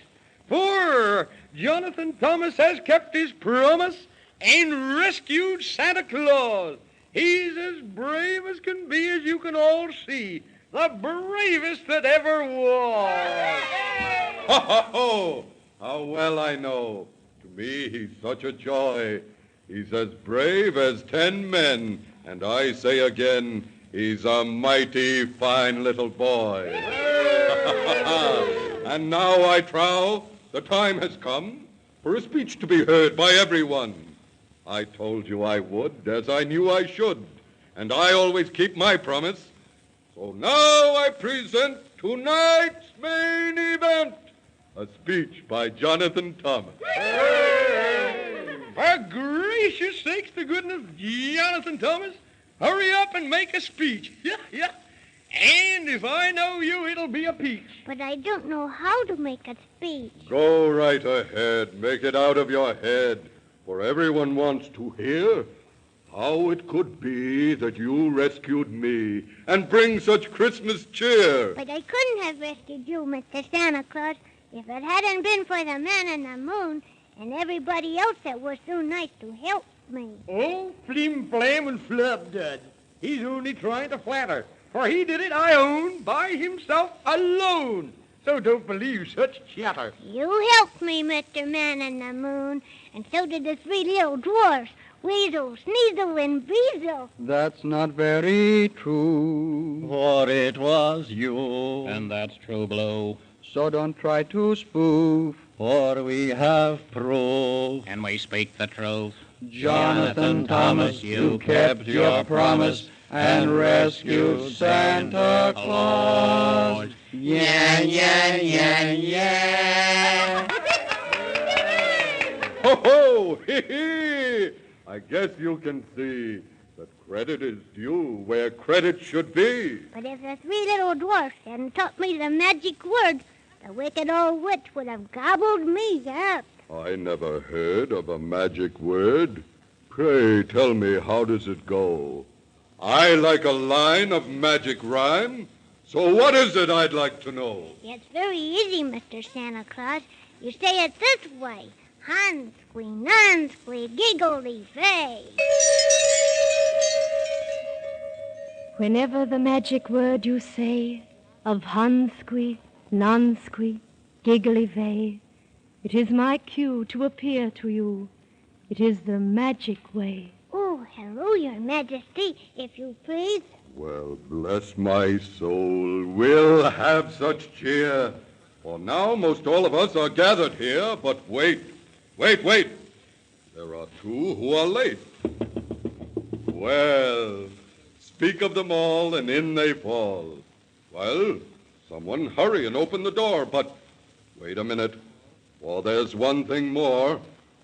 Jonathan Thomas, now shut your eyes and stand right still. Now, open the door and let them in. It's your walrus friend and Whiskery Bill. Hello. Oh, hello, Whiskery Bill. It's as nice as can be for me to see that you're back again so soon. But I knew you could, as you said you would. You and the man in the moon. Right, me pink, I say. What a happy day. It's more than I could wish. Such lovely cheer. I'm glad I'm here. Will somebody throw me a fish? Ho, ho, ho, ho! My gracious to goodness.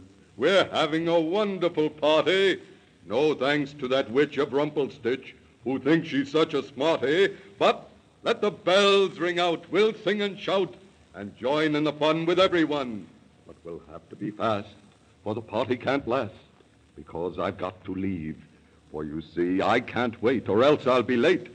For tonight is Christmas Eve, and I'll pack on my back my large toy sack, then into my sleigh and away through ice and snow to the world below, to be there on Christmas Day. Oh, I feel all goose pimply, I do. Because I like Christmas better than 2 times 2 times 2. Before we go, we'd like to show how much we think of you. For you've kept your promise, Master Jonathan Thomas, a very fine thing to do. When morning does break, and when you awake, you needn't have a care, but look under your tree, and there you'll see that your toys will all be there. Oh, thank you, Mr. Santa Claus, if you please. We couldn't go wrong if we sang a song. Santa Claus, now what do you say? Let's have a tune before he leaves the moon to remember this happy day. Ho, ho, ho, ho, ho. That's a very fine thought, and I think we ought. Oh, strike up the music clear. Let the bells loudly ring and everyone sing. Let's have lots of Christmas cheer! Oh, come all ye faithful, joyful and triumphant. Oh, come ye to Bethlehem. Come and behold him, born the King of angels. Oh, come, let us adore him. Oh, come, let us adore him.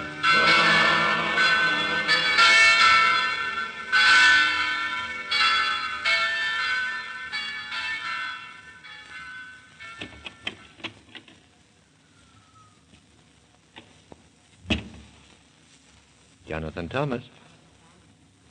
Jonathan Thomas. It's time to wake, laddie boy. Jonathan Thomas. It's Christmas morning, Jonathan Thomas. Don't you want to get up?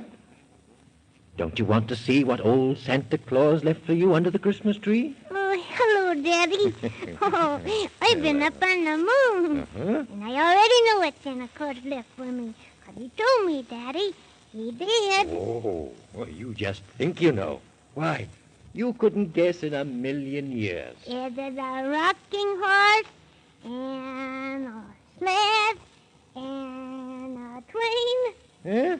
Why, how did you know? I told you that Santa Claus told me. Oh, I almost forgot. Where's Gus? Gus?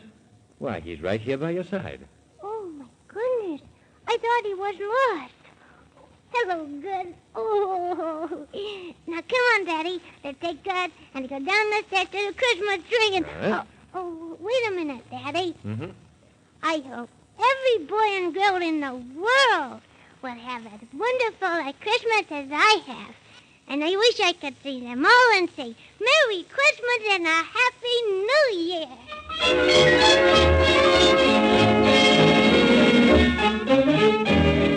And that goes double from all of us.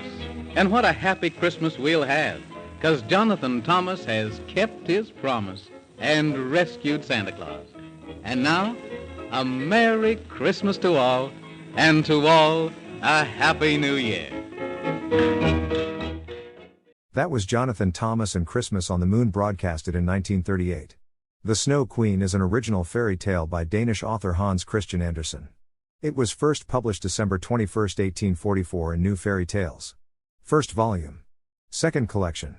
The story centers on the struggle between good and evil as experienced by Gerda and her friend, Kai. Unlike Andersen's other stories, The Snow Queen is written in a novel-styled narrative, being divided into 7 chapters. The story is one of Andersen's longest and most highly acclaimed stories. It is regularly included in selected tales and collections of his work and is frequently reprinted in illustrated storybook editions for children. The story was the inspiration for Disney's Oscar-winning animated film, Frozen. Here is The Snow Queen as broadcasted by the BBC in December 1994. We count the roses on our tree. A rose for you, a rose for me. Come in now, Gerda and Kay. It's nearly time for Kay to go home to bed.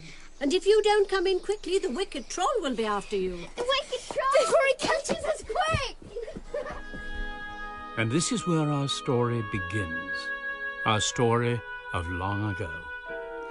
It begins with the wicked troll. The trolls lived under the rickety bridges and behind the waterfalls and deep in the holes in the mountains, way, way up in the far north of the world. They had a lot of power. Magic power. They could do anything they chose to do with it, and they chose to make mischief.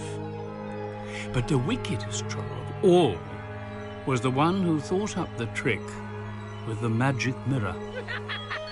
He'd made a mirror out of ice from the heart of the deepest glacier. It was a beautiful mirror.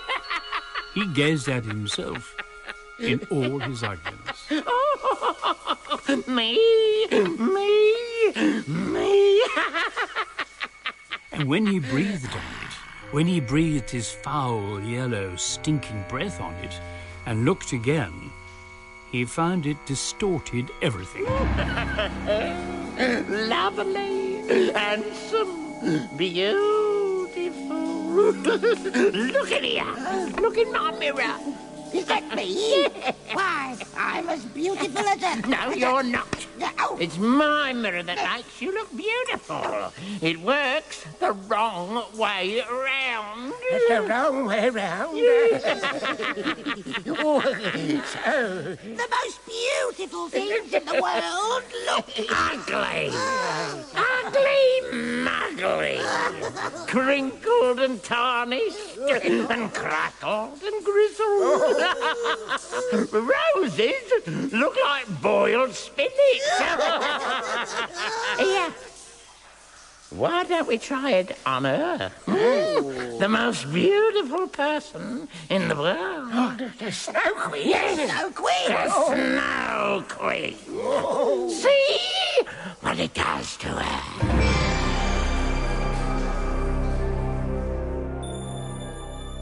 Silver hair like moonlight on ice, blue eyes shimmering like crystals, skin like fresh snowfalls. Who could be more perfect, more eternal? Here, Queen, see your ugly heart. How dare you show me this? How dare you? She seized the mirror and flung it as far away from her as she could. The mirror!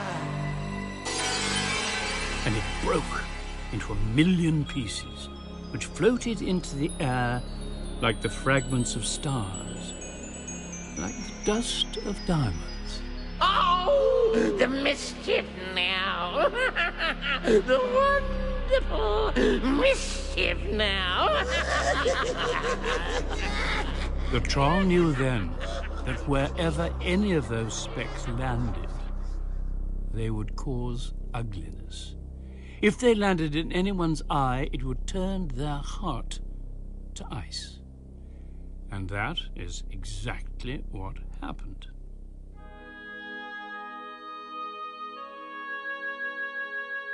The Snow Queen by Hans Christian Andersen, dramatised by Burley Doherty, with Diana Rigg as the Snow Queen and Dirk Bogart as the narrator. Listen then to the story of Gerda and Kay, who were the best friends in the world and who nearly lost each other forever. Kay, will you play, Gerda? Of course I will. And where could they play? They lived high, high above the city streets, in the very top rooms of the very tallest houses. Their gardens were little bigger than window boxes on their windowsills. In the summer, they could turn their window boxes round and make a bridge between their houses, and there they would sit together on 2 small stools and count the roses on their tree. We count the roses on that tree. A rose for you, a rose for me. But it wasn't like this in winter. There was no sitting outside then. In winter, the windows were frozen up inside and out. The children had to be content with warming pennies by the fire and pressing them against the window panes to make peepholes. I can see you. I can see you. Shall I come round and play? And Kay would have to go all the way down his stairs and all the way up Gerda's stairs till he reached the room that she shared with her grandmother. And they would listen to her stories of long ago. Oh, come on in, Kay. Is it snowing yet? Yes, it is. Look how fast it's coming down. That's the swarming of the white bees. The white bees, Grandmama. They're snowflakes. Is there a queen bee as well? Oh, yes, there's a queen bee as well. She's always here on winter nights, flying through the streets and peeping in at the windows. She's the one who makes them freeze up. She makes patterns on them, just like flowers. Could she get inside? Just let her try. I'd put her on the stove and watch her melt. Well, now, should Kay have said that? That night, before he went to sleep, he peeped through the little spy hole he'd made in his bedroom window. He watched the snowflakes swarming like a flurry of white bees. One of them came to rest on the rose tree on his windowsill. It grew, and it grew, and it grew, and took the shape of a woman dressed from head to feet in shimmering white. How beautiful she is. Her eyes are like black stars. Is she the Snow Queen? Remember me, Kay. Remember me. Always. No, I won't remember you. Go away! Kay kept the picture of the Snow Queen in his heart, and it dazzled him to think about her. But as winter turned to spring, and then to summer, all the memory of that winter night faded away as if it had been a dream. I've just come back from the market with presents for you both. Do you want to see what I've brought you? Yes, please. Gerda, these are for you. Oh, thank you, Grandmama. Red shoes.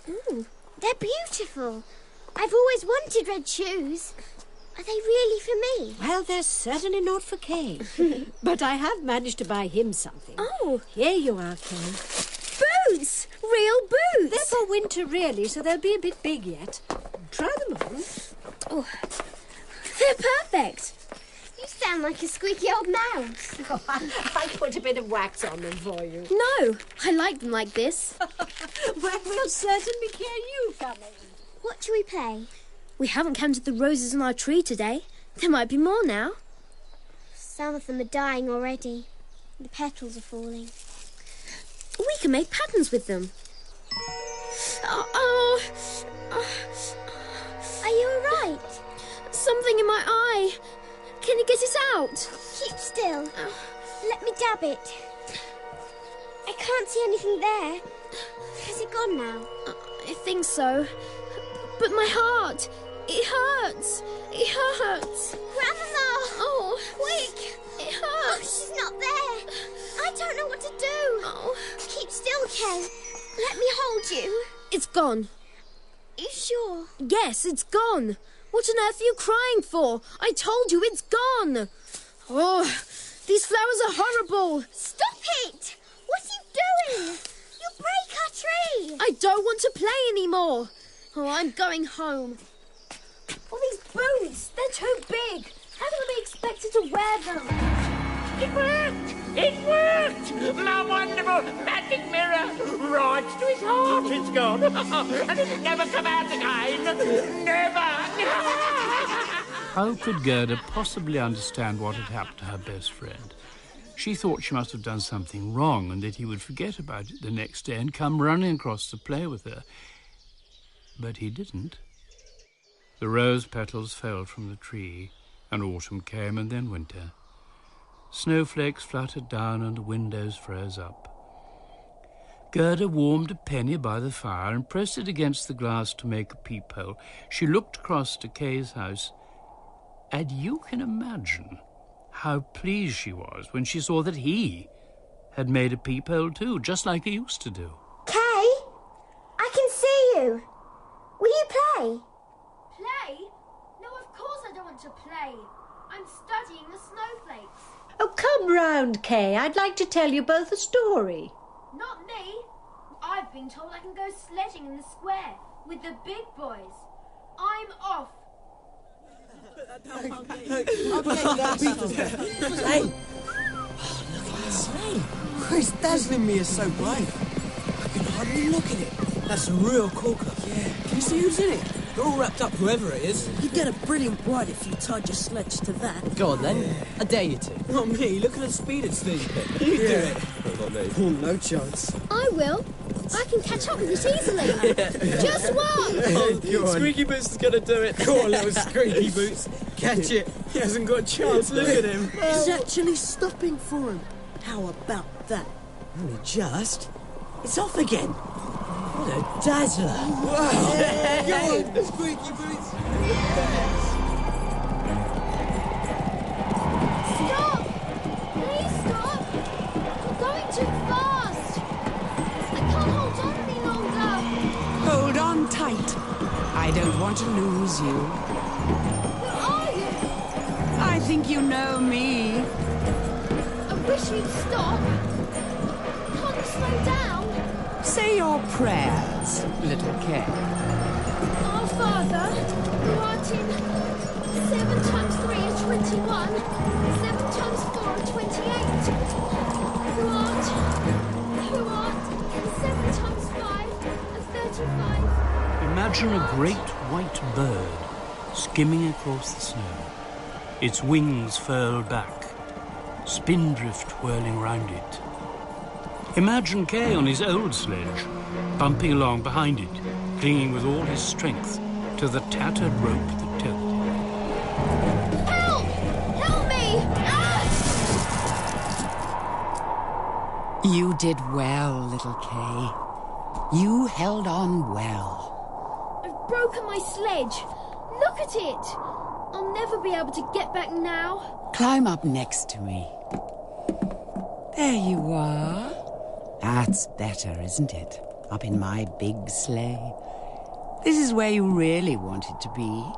Up here with me. But who are you? Don't you know me?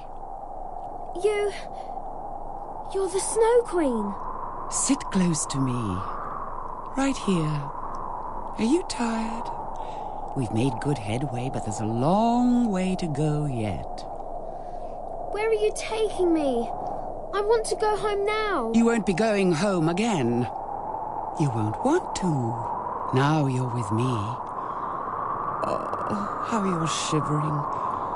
Wrap yourself in my fur cloak. There. Snuggle right up to me. Isn't that better? And now, let me just kiss you.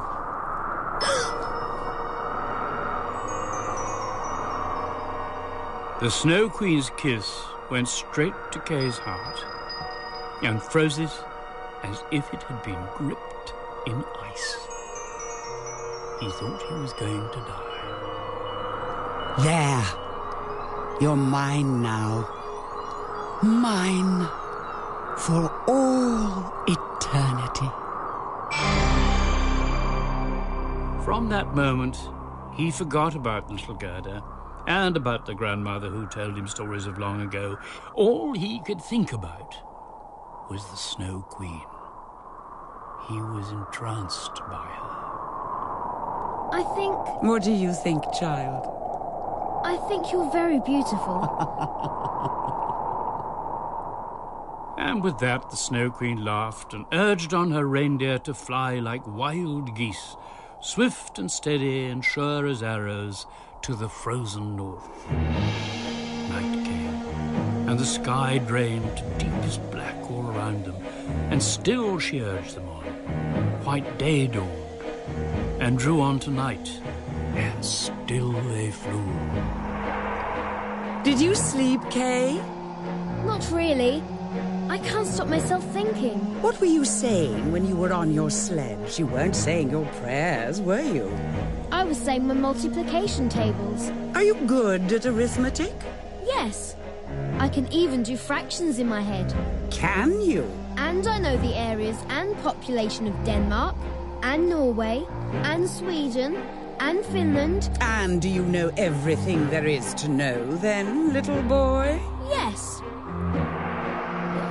I think I do. Look at the sky. Look at all the millions of frosty stars. Look at the Milky Moon. Look down at the forests and lakes and mountains, how deep they are and dark. Can you see into their hearts, their mystery? Do you really know everything, Kay? No, I don't. That's all right. You can sleep now. Sleep. And on they flew, through day and through night, further and higher and deeper into the land of darkness than Kay had ever dreamed about. A long, long way from home. Mountains reared white heads, and rivers ran pale as apple mint. Crystals hung from the forests, and then the day turned dark. Everything that breathed was locked in ice. Now, Kay, We are here. We have come home to the Ice Palace. And what about Gerda? Day after day, she thawed the ice on her window and watched out for Kay. She couldn't understand why he didn't come home. Summer came and the roses bloomed and faded. She never gave up hope, watching and waiting for him. Come inside, child. I'll tell you a story, shall I? Will that cheer you up? All right. I'll come. I could tell you about the bears and the ravens and the fishes that I've talked to from time to time. I wish I could talk to them. Perhaps you can if you try.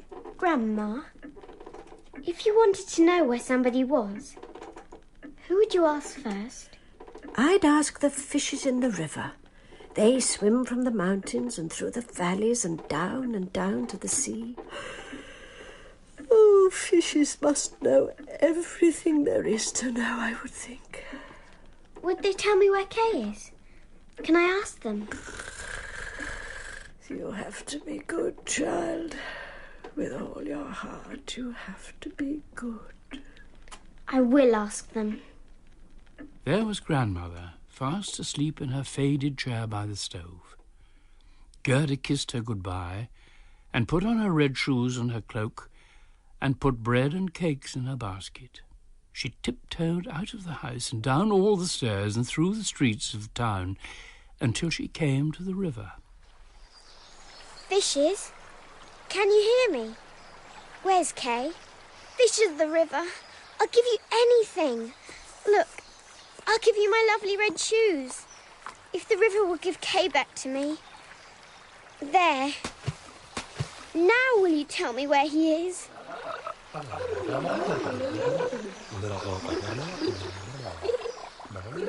Nothing. Nothing at all. How tired and sore her feet were as Gerda walked along the banks of the river, calling out for Kay. She walked far away from her home. The days grew cold and raw. The long willow leaves were yellow and dripping, wet in the mist.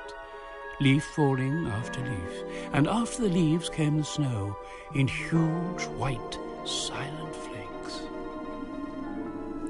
So cold. So cold. Cold? Cold? Is this what you call cold? Who was that? Me! Crow! Have you never seen a crow before? Of course I've seen crows before. But I've never understood what they were saying. Why not? I can understand you perfectly well. Why shouldn't you understand me? My grandmother can speak to animals. She can understand all the languages. But I didn't know I could. Well, there you are. Life is full of little surprises, as my sweetheart always says. Where are you off to? All by yourself in the wide world with no shoes on your feet? I'm looking for my best friend, Kay. He disappeared one day last year when the snow was just like this, and he's never been seen since. Have you seen him? I may have done. Crow, have you? Where? When? Is he all right? Where is he now? Go easy, you're crushing all my feathers. If you want to know the truth, I haven't seen him. But I might have heard about him. I have a sweetheart. You see, she has the shiniest feathers and the blackest eyes and the most raucous, wonderful voice. She works at the palace. She'll know if anyone does. Come with me and we'll have a talk with my sweetheart. Come along. Don't dawdle. Come on. Crow began to run through the birchwoods, chattering away to Gerda as if he'd known her all his life, and she ran to keep up with him. He was so eager to help her and so excited at seeing his sweetheart again that every so often he would tuck up his feet and flap his wings and rise up over the treetops, and Gerda would have to call him down again. Crow! Come back! How far is it now? Not far as the crow flies. But I can't. That's very inconvenient. You really should learn. Does you good to stretch your wings now and again. Takes the weight off your feet. But is it far? And just when Gerda was beginning to give up hope, there it was. Shimmering through the trees, a golden palace with crimson banners billowing from the turrets and torches of flame blazing above the door. There she is, waiting by the gate for me. Can you see her? My own black beauty. Sweetheart! Sweetheart! Well, I don't know, do I, whether it's your Kay I've seen? Gaw, gaw. There's been that many comings and goings since my mistress, the princess, started looking for a husband. A husband? He's only a little boy. He's only a lad, sweetheart. Is he now? Well, you've never seen so many hopefuls arriving, prince this and lord that, weighed down with presents and promises and poncy palavers. And she didn't like any of them. On the third day of all this carry-on, up came a boy without a horse or coach, in ordinary clothes, and up he marched, cool as you please, to the very front door of the palace. That'd be him, the very one. Did his boots squeak? I'll say they did, but he wasn't a bit afraid. He was muttering away to himself, I do know that. His multiplication tables. It was Kay. It must have been. There you are. I told you she could help you, my clever little sweetheart. Give us a peck. Oh, stop that. Not in front of the lady. I don't suppose you could take me to him, could you? Can you do that, sweetheart? Past the palace guards? Of course you can, my clever little darling. We'll have to go in the back way, because they'll never let you in when they see your bare feet. Follow me. Gerda's heart was bittering with fear and longing as she followed the crow and his sweetheart round the back of the palace, away from the fiery torches and the glares of the guards. Come in quick. Now, we have to walk down this long corridor. It's very dark all the way, so lift down that lantern, Gerda, and whatever you do, don't make a sound. Not a sound. Tiptoe toddle. Quiet. And at last they came to a huge door, to a room that was full of a soft rosy light and the gentle sighing of sleep. This is the royal chamber. Will you just look at the pair of them? They've obviously had enough interesting conversation. Oh, she's in that white silk hammock, bless her. And he's in the red one. Swing, swing, swing. There's your Kay for you, I should say. It's his yellow hair, all right. It is him. Kay! Gerda rushed towards the scarlet hammock, too full of joy to be afraid, and her cry woke up the young prince. When the prince turned round, he was not Kay at all. Oh! Who's this? What do you want? It's not him! Oh, no! Oh, dear, oh, dear, oh, dear! It's not, is it? Oh, God! Poor thing. Come here, child. What do you want in my palace? I'm looking for my best friend, Kay. He went away one day and... He hasn't been seen since, and everyone says he's dead. We thought, you see, so many young men, you see... Squeaky shoe, silly mistake. Oh, your fault, Crow. Oh, God. But I know he isn't dead. I just want to find him. He isn't here, I'm afraid. God. It isn't the crow's fault. They just brought me here because they were sorry for me. They thought you might be able to help me. What a good crow you are to bring this child to me for help. Yes. I love helping people. It's my hobby. Gaw, gaw. And you, child, must sleep here tonight. Thank you. I am very tired. That night Gerda slept in a silver hammock, and dreams rocked her and sang to her, and whispered pictures into her mind of long ago, when everything had been all right.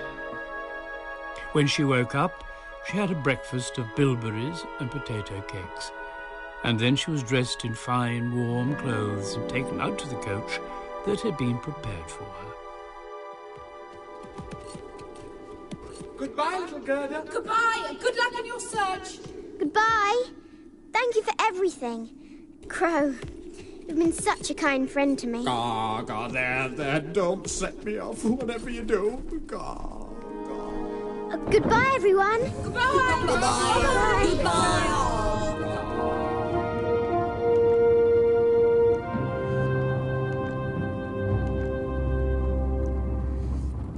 all alone again.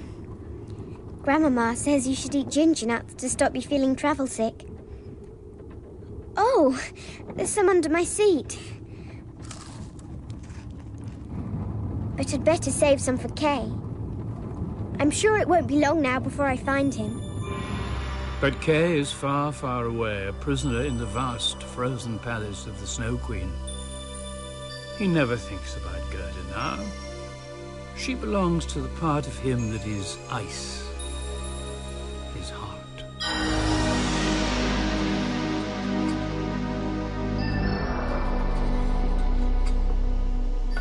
Can I leave here? Leave? You don't want to leave me, Kay. You have plenty to do, playing with your blocks of ice. I've made you some fine patterns. Look. Fine patterns they are, but not fine enough. If you want to leave here, Kay, make me the finest pattern of all. But everyone I make is more perfect than the one before. You don't even look at them. I can see them, but they are not what I'm asking for. How can they be perfect when they don't tell me what I want to see? What do you want to see? What more can I give you? The perfection of logic. I don't understand. Don't you? Then how can you ask for your freedom? The pattern I want, Kay, is the pattern of eternity. Find me that, and you shall have the freedom of the world.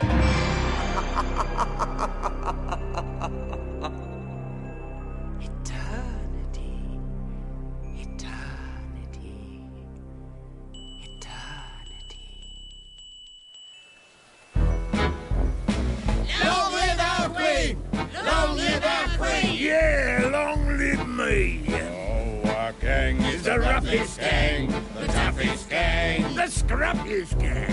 Oh, our gang is the bravest band in all the land.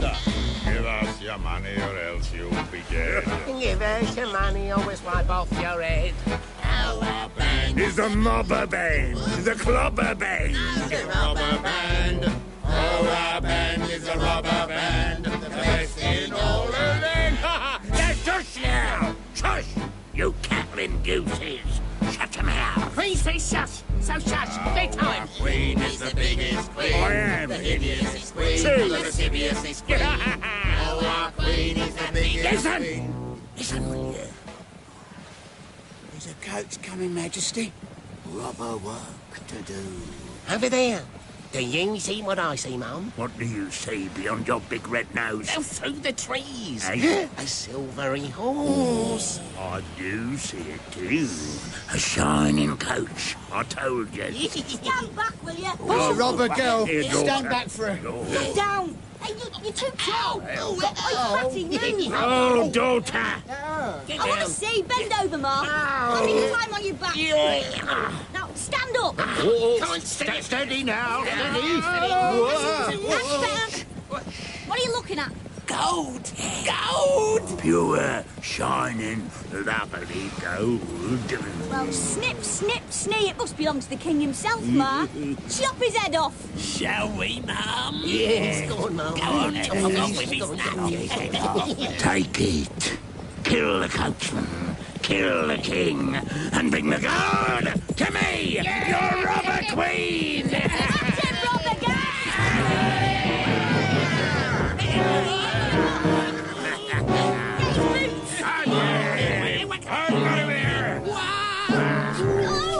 Coachman's run off into the woods with his pocket full of sugar biscuits. And here's the princess. Ah, there's no one else. Stop! Stop him, Ma.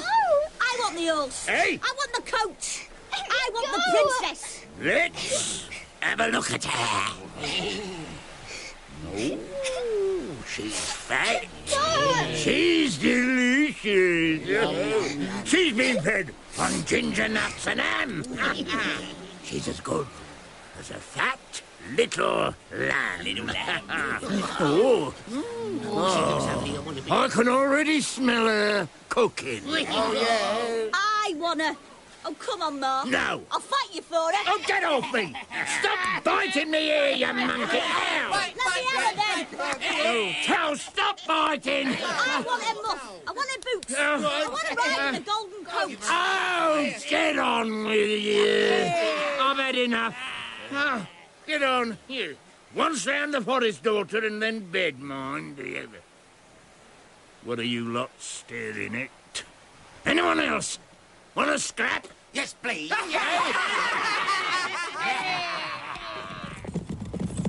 I'll drive first, then you can have a go. Would your mother really have killed me? Snip, snip, snee. Didn't you see her dagger shimmer, shimmer, shine? Didn't you see her wagging her beard at you, sparking her greedy little eyes? Well, thank you for saving me. Did I say I'd saved you? Is that because I want to play with you? We might still eat you if I decide I don't like you. Poor little tasty princess. I'm not a princess. I'm Gerda, and I'm looking for my best friend, Kay. He went out to play in the snow one day, and he didn't come back. Everyone says he's dead, but I know he isn't. I want to find him. Well, snip, snip. They shan't slaughter you, even if I stop liking you. Though I might do it myself. Whoa! Let's just see how we get on. You'll do what I tell you, mind. You'll sleep in our hall tonight with me and all my pets. Come on! Oh!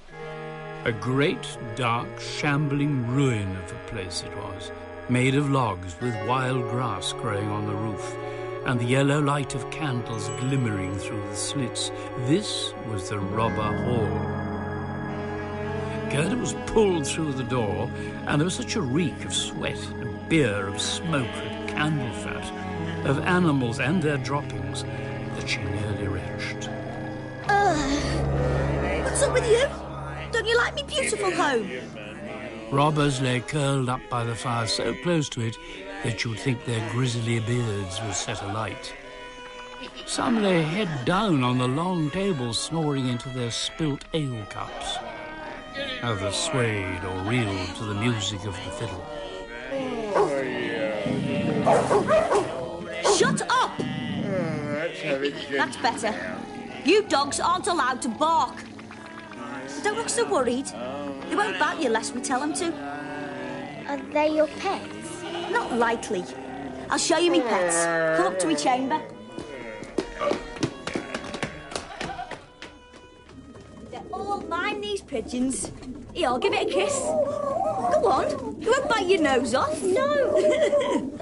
But rascals they are. Fly off if you don't keep them locked up properly. Poor things. And they're so pretty. All those lovely colours. Seems a shame to keep them locked up and no one can see them. I can see them. You do have some funny ideas. And here's me old sweetheart Baba. Mwah! Kiss him too. What's up? Don't you like him? I don't think I've really ever seen a reindeer before. Go on, give him a smacker. He's another one I have to lock up, or he'd be off. Wouldn't you, Baba? Stupid thing can't talk. Every night I like to tickle his neck with me lovely, long, sharp knife. That scares him. Right! Let's have my music. Over she goes! 1, 2, That's me fat mama down there, doing somersaults along the table. She does it every night, keeps me awake. Just look at her. She's very good at it. I'd fall off if I tried. Mama doesn't need to try, she just rolls. I want to go to sleep now. Right now. In you get, me little friend Gerda. Next to me, come on. Tell me a story to send me to sleep. Tell me about your friend Kay. I can hardly remember him anymore. He had squeaky boots that my grandmother bought him when she bought my lovely red shoes. And he loves numbers and patterns and counting the roses on our tree. Sounds a bit boring to me. But that was such a long time ago. I don't think I'll ever find him now. We've seen little Kay. What? Who said that? I did. I too. We've seen Kay. Have you really? But where did you see him? It was before we were captured. We saw him riding in the Snow Queen's sledge. The Snow Queen? So she's the one who's taken him. Where did she go? Lapland. Lapland. That's where she'd go, where there's always ice. Ask the reindeer. He'll know. Lapland, that's the place for ice and snow, all right. Oh, it's wonderful there. I used to wander about there to my heart's content in my youth, instead of being tied up here and tickled with knives. How far away is Lapland? Hey, Jack Lorum, snip, snap, snorum. Shut up and go to sleep. But the pigeons have seen Kay. Oh, they tell you anything just to impress you. Besides, they can't even talk. They can. They said he's with the Snow Queen, and Baba says she lives in Lapland. Oh, he's been talking to her as well, has he? That old goat. Oh, stop mooing and talk properly if you really can. Do you know where Lapland is? Who else should know if I don't? So you can talk. You really can. I always suspected it, you know, Gerda, but I never could get any sense out of them. Well, what do you know? Go on then, Baba. There have I roamed, a young wild stag, free as the wind. All right, that'll do. Hey, wait till Mari hears this. She'll be impressed with you, Gerda. Robber girl, you've been very kind to me, and you saved my life and let me share your bed and everything. I'll always remember how kind you were, but you must let me go now. I must find Kay. Why should I let you go? I was just starting to like you. Then you'll understand how much I'm missing my friend. I want him back. All right. If he means that much to you, I suppose I'll have to let you go. But you'll never get to Lapland on your own. Hey, listen, Baba. I'd love to keep you here and tickle you with this knife of mine. And I'd love to keep Gerda here to play with, because she's so strange. But I won't. I'm going to let you both go. If you'll take Gerda to Lapland and show her where the Snow Queen lives. Lapland, home of my childhood, home of my youth. Oh, be quiet, both of you. Or you'll wake me ugly mother and you'll both be in the stew pot. Come on, let's see what's going on down there. They're all asleep. The old stinking lot of them. What's going on down there? Nothing, Ma. My friend and I want some supper, that's all. She's asleep again. Yeah. You take her furry gloves, pull them off her. I can't do that. Well, I'm keeping you muffed, so you'll have to. Here you are. She didn't feel a thing. Are you ready, Baba? You said goodbye to your friends? I'm ready for my mission. Come on then, sloppy chops. Give us a kiss. Mwah. I'm gonna miss you. Up you get, Gerda. Climb on now. And don't fall off. You take care of her, Baba. Off you go now. And off galloped the reindeer with Gerda clinging to his back. They journeyed through the forest that were dark with the scent of pine trees, and where the white branches of the birch trees twisted like antlers. They climbed among the tinkling of cowbells, up and up white-headed mountains. On and on they rode. The days grew darker. Wolves howled and ravens croaked, and above them the northern lights blazed and sneezed in a streaming arch of flickering colours. See how the sky flashes, Gerda. Isn't it wonderful? We're here. We are in Lapland. Where do we go now, though? You're all in. Maybe we should stop at this cottage and ask the way, and warm you up a bit. I'm too tired to talk to anyone. My hands are too cold to knock on the door. I shouldn't think anything bigger than a rabbit could get through that little door. I'll try anyway. Hello? Hello? Who's that bashing on my door as if they were trying to break it down? Why, it's you, is it, a reindeer? No wonder you made such a racket with those horny antlers of yours. What is it you want? I'm knocking for my young friend, who's so frozen with cold that she can't move or speak. I found my way here all by myself because I used to live here in my youth, you know. That's all very well, but what about this poor child? What does she want in Lapland? Looking for my friend, Kay. Who was taken away by the Snow Queen. Well, that's not good. No, it's not, is it? But she hopes to find him all the same. Bring her in. You'll have to crawl in on your bellies, both of you, and shut the door behind you. Oh, look at the sight of you girls shivering like a leaf. Is that all you have to wear? You'll soon warm up in here. I was just frying some fish. You have some, you poor child. You've a long way to go yet. But I thought the Snow Queen lived in Lapland. Not this time of year, she doesn't. Finnmark. That's where you'll find the Snow Queen. Hundreds of miles away. Are you sure you want to do it?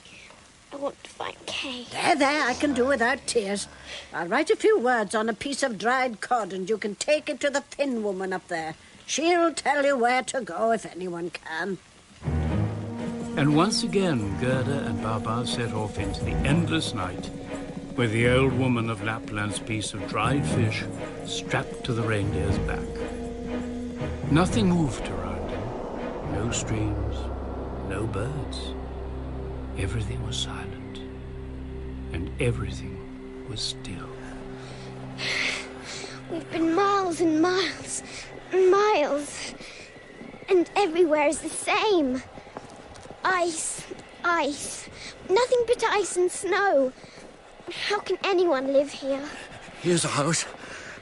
I think this is the one we're meant to stop at. There isn't even a door. There's only a chimney sticking up out of the ice. I don't think it's a house at all. I'll try knocking on the chimney all the same. I can hear you out there. Come right in. That's right, feet first. Easy does it. Don't bring any ice in. A dark little hole of a place hung with furs and stinking fish. Too hot to breathe in. There in the corner, in front of her fire, crouched the old woman of Finnmark, more shrunken and shriveled than it was possible to be.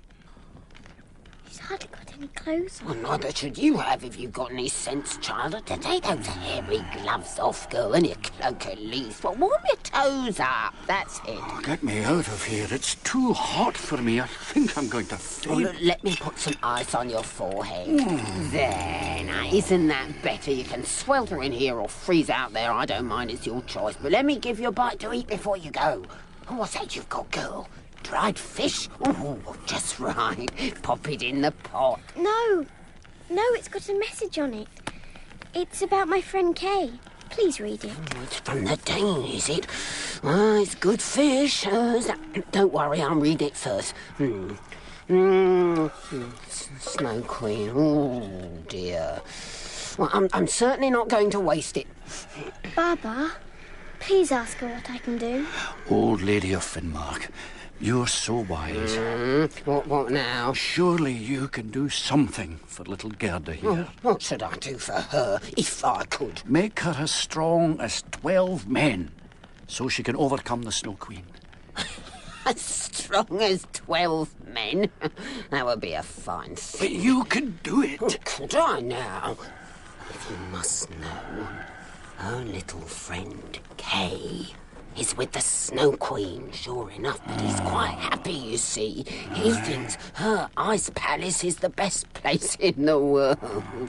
That's because he has splinters of glass in his eye and in his heart will have to come out, or he'll never be human again. Snow Queen will have him in her power for the rest of his days. But can't you give Gerda something to take so that she'll have power over things like that? I can't give her any greater power than she has already. What do you mean by that? Look at her. Can't you see how great she is?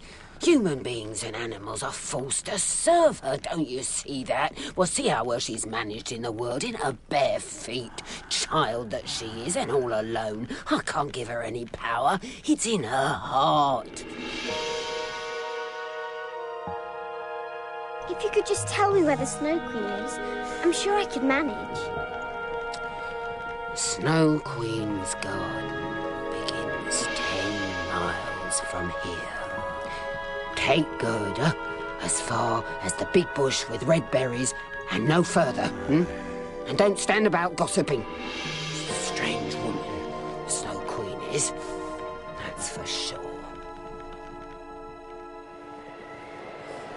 Here's the bush, Baba. You have to set me down here. I know what she said, but how can I leave you here all on your own? You've no boots, you've lost your gloves. It's not right for me to leave you like this. I can't do it. You have to. This is where I want to be. I'm at the end of my journey now. Of course I'll be all right. Goodbye. How the snow drove down on her. And now she could see, rising before her, the Snow Queen's palace. The walls of the palace were drifting snow. The windows and doors, the cutting winds which howled and sang like whips lashing along empty corridors. There were hundreds of halls, each one more vast and bare and dazzling blue than the last. No laughter, no voices at all. Nothing. Kay! Can you hear me? Poor Kay. Can he really live here? There's nothing but ice. How can he play? In the center of the ice palace was a huge frozen lake, as blue as the heart of a glacier. It had cracked into 1,000 pieces. Here the Snow Queen sat on a throne, dripping with icicles, and here Kay worked. He was nearly black with cold, and spent his days heaving blocks of ice, this way and that way and this, hour after hour.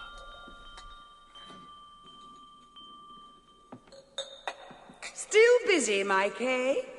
Come and see the new pattern I've made. Are you satisfied with that? It's a perfect pattern.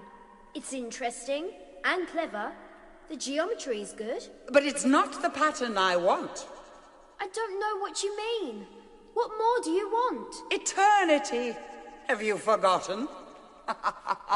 You may be good at numbers, Kay, but that is never enough. When you can make for me the pattern of eternity, you shall be your own master. Would I be free to go? Of course you would. But where would you go? Tell me that. I don't know. I don't even know where I am. And this is the boy who knows everything? You know nothing. Now I'm going south to touch the heads of the volcanoes with snow. Find the pattern of eternity for me before I return, or you're mine forever. Gods! And there he sat, shifting the blocks one way and another in his mind, gazing at them, thinking until you could hear his brains crack. He sat so still that you'd have thought he'd frozen to death. And that was how Gerda found him. Kay! You are here. I found you at last. Kay, what is it? Can't you move? Can't you speak to me? Or look at me? You're so stiff and still and cold. I can't tell if you're breathing. Please speak to me. You must remember me. I've come all this way to find you. They all thought you were dead, but I knew you weren't. I gave away my red shoes so I could find you. Don't you remember me, Kay? Don't you remember me at all? We count the roses on our tree. A rose for you, a rose for me. Remember, Kay, remember. We count the roses on our tree. A rose for you. A rose for you, a rose for me. And as Gerda and Kay wept, their warm tears melted the ice from his heart, and the glass fell from his eye. And he knew Gerda again. Gerda! It's you! It's really you! Kay! Where have you been? Where have I been? I've been looking for you. I came all this way. You won't believe how far it is. But the crow helped me, and the princess, and the robber girl. I'm so cold. Let me warm you. Let me kiss your cheeks to make them glow again. And your eyes to make them shine. Dance with me, Kay. Can you stand up? Dance with me.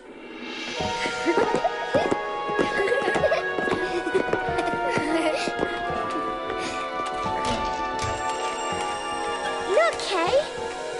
The lake is breaking up. The ice is moving. It's dancing with us.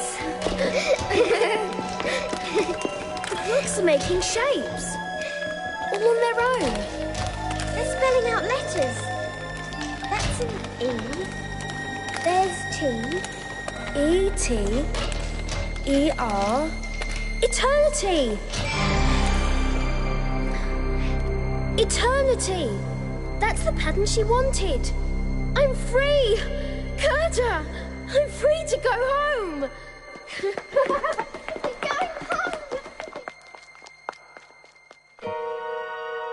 Gerda and Kay held hands and ran down the corridors and out through the main door.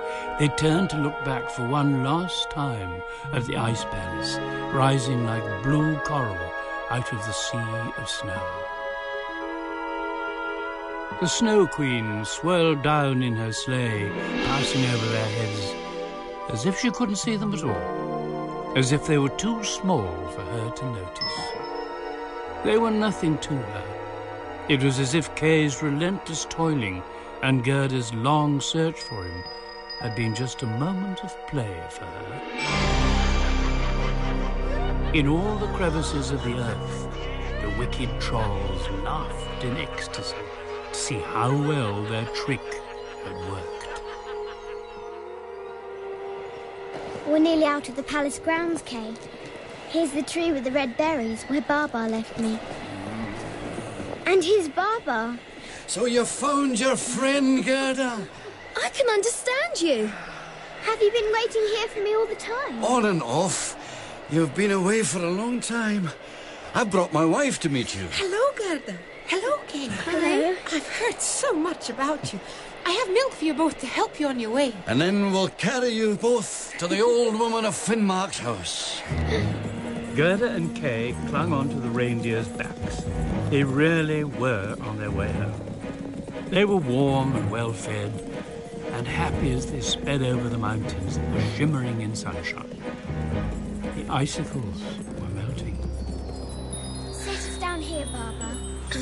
This is where the thaw is starting. I don't want to leave you.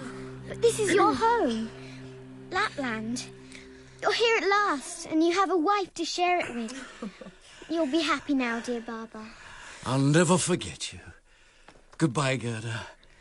Goodbye, Kay. Bye.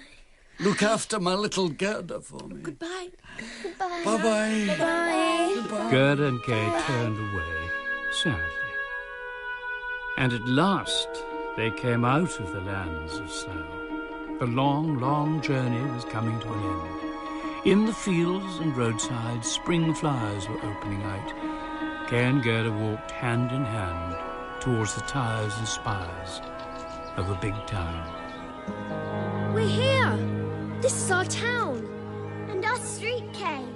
Your house. And yours. Your long, steep stairs. My door. Grandmama? Is that Gerda? Is that Kay? Is it really you come home again? Everything stood where it had stood before. The window was open, and there were the window boxes, full of flowers, and the rose tree coming into bud. The little stools. Kay and Gerda ran to their stools and sat on them, and realized for the first time. Kay, they're too small for us. Where did our childhood go to? We spent it looking for each other. The cold splendor of the Snow Queen and her palace were like dreams, fading, melting away to nothing. And there they sat, Kay and Gerda, grown up and yet children. Children at heart. And it was summer, warm and blessed summer.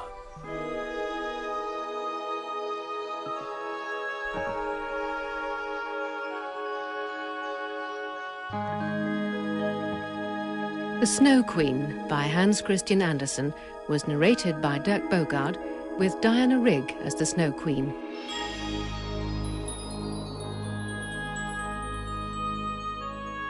Gerda and Kay were played by Samantha Glenn and James Cohen, and Grandmama by Margaret John. The Robber Queen was Peter Woodthorpe, Baa the Reindeer, Bill Patterson, and the Robber Girl, Emma Ray. Paul Copley played Crow, and Natasha Pine, Crow's sweetheart. Other parts were played by Kristen Millwood, Annabelle Mullion, Deborah Berlin, George Parsons, Gavin Muir, Don McCorkindale, Oliver Senton, and Joshua Taub. The music was by David Chilton and Nick Russell-Pavia. The Snow Queen was dramatised by Burley Doherty and directed by Janet Whittaker.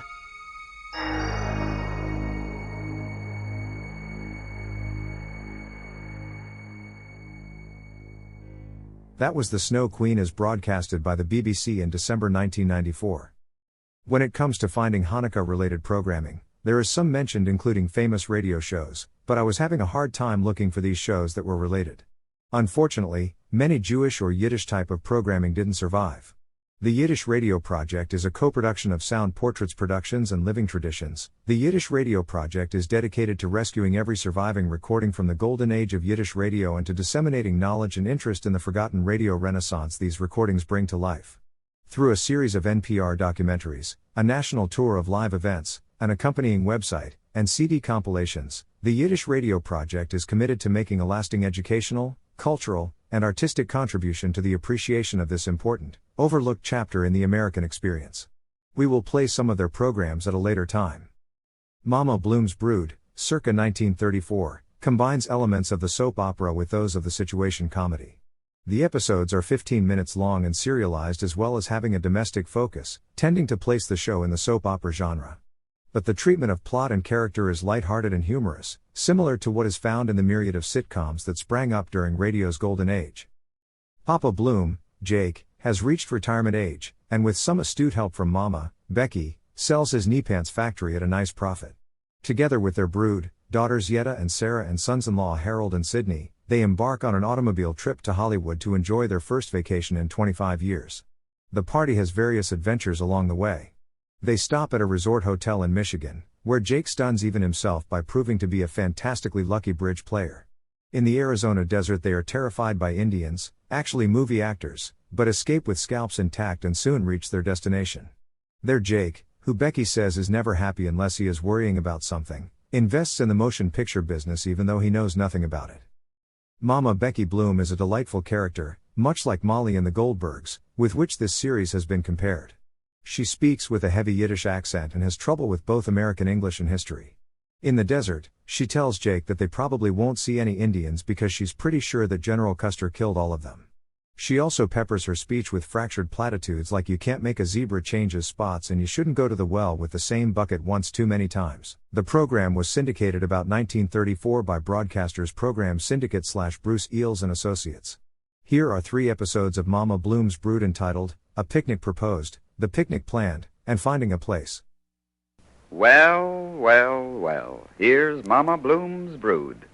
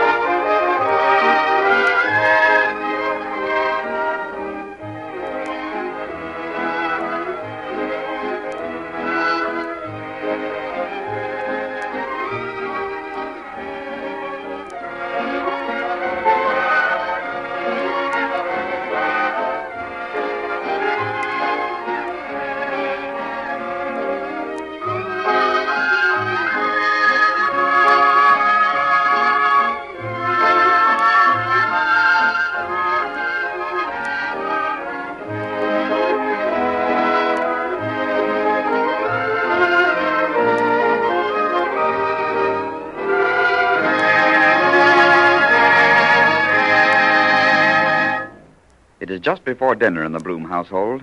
Papa hasn't arrived yet from business. The two girls are trying to sell Mama on an idea. Why do we have to stay home Sunday afternoon? Just when the weather's getting nice and the car's in good order, then you want us to stay home. Sure, we could drive to the lake. Yeah, and put up a picnic lunch. Who likes picnic lunches? Everybody does. Not everybody. Yes, everybody. Everybody means me too, and I don't like them. Well, you're the only one. If you want to eat, I say eat in a dining room. People don't eat in a field. That's just for cows. Yeah, but it's a lot of fun. What kind of fun is it? The sandwiches that should have salt ain't got no salt. The cake that shouldn't have salt is full of salt. And in everything walks around little snakes and different insects. Insects, Ma. What's good of all this talking? Sunday we're staying home. Your grandmother's coming here.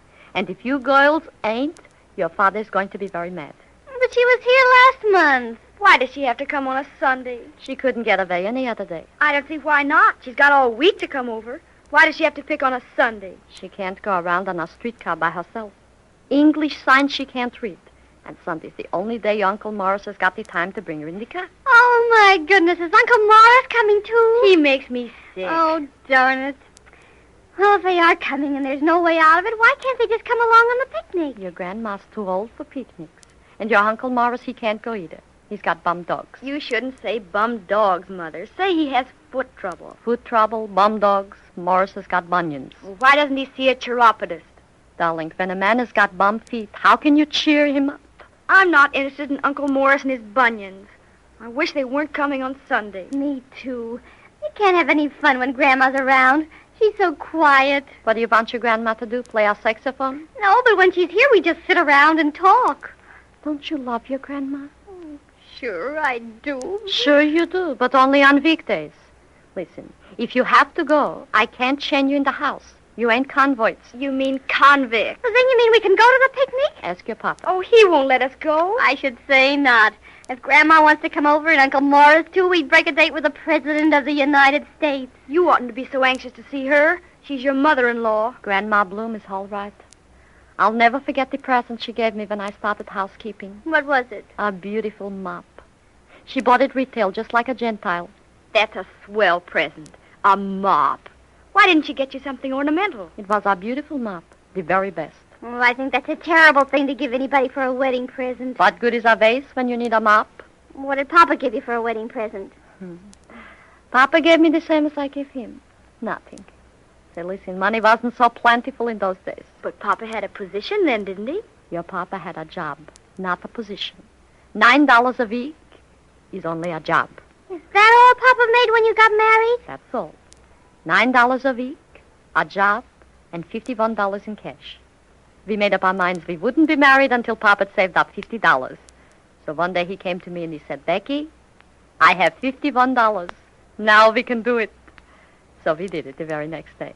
Did you go anywhere on a honeymoon? Oh, you couldn't have gone very far with $51. Say, after we was married, we only had 44. $7 to get married. I'll never forget it. Almost a whole week's work. Didn't you go for a honeymoon? We took a long streetcar ride. Papa knew the conductor. You mean he let you ride free? No, but we only had to pay one fare. Did you have a big party at the wedding? Not such a big party, but everybody had a good time. We danced. I danced with Uncle Morris. In those days, he was a good dancer. He didn't have bunions yet. Everybody cried. It was a beautiful wedding. What did you wear? I wore a lovely dress from the best good. I wore it for years. Yetta, you remember when you was a little girl, you had a lovely white dress? Yeah, I remember. Yeah, that was the good. Well, I think it's a shame. I invited Sidney, and, well, I'll feel like a fool telling him it was put off. Yeah, and he was going to bring a fella for me, too. They can take you out Monday. Oh. Sunday ain't the end of the world. Besides, it's very fashionable for a lady to break engagements. You read it to me yourself, Yetta, from the paper. Advice to the lovesick. Oh, I can't do that. We've already made the plans. Won't you please ask Papa? That I can't do. If it was my mother coming over, your Papa would go to 2 picnics. But it's his mother, so we can't even go to 1. Hello, Mama. Hello, children. Hello, Papa. Hello, darling. It'll be ready in a few minutes. Why are you making faces? Why, Since I ate lunch, my stomach is killing me. Why didn't you have some bicarbonate of ice cream soda? I took it before lunch. I knew I was going to be sick. This morning when I got up, I felt bad, too. Why did you eat lunch, Jake, if you felt bad? So I shouldn't eat. What am I, a camel? Ay. What did you have for lunch? Nothing. A little soup, some veal and potatoes with noodles, some boiled onions, apple cake, and a couple glasses of tea. You're on a diet. A man works, he's got to eat. Someday, if you keep eating like that, Jake, you'll have in your stomach ulcers. Ulcers, Ma. So it's ulcers. Veal you shouldn't eat in the middle of the day. With noodles also, you should get rhinoceros of the liver, which is very, very painful. Did I come home for dinner or to listen to a lecture? You could listen to lectures. 22 years I've told you on my bended legs not to eat a heavy lunch, and still you're eating like a hyena. 22 years you've kept talking and still you've said nothing. 22 years you listened and still you could learn lots. Oh, Ma, stop arguing with Pa. Yeah, you're right, Yetta. Jake, I apologize.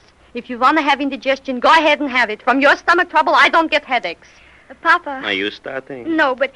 You know, Grandma and Uncle Morris are coming over Sunday. Sure, I know it. And we wanted to go to a picnic on that day. All right, put the picnic off. But we can't do that. You can't. You called it on, you can call it off. Besides, who likes picnics? We like picnics. If you like them this Sunday, you'll like them next Sunday. Oh, it may rain a week from Sunday. Yeah, it may rain this Sunday. Oh, well, I don't think so. How can you tell? Are you a weather prospect? But it's so clear now. I just know it's going to be a swell day. If you know it's going to be a swell day this Sunday, you know it's going to be a swell day next Sunday, too.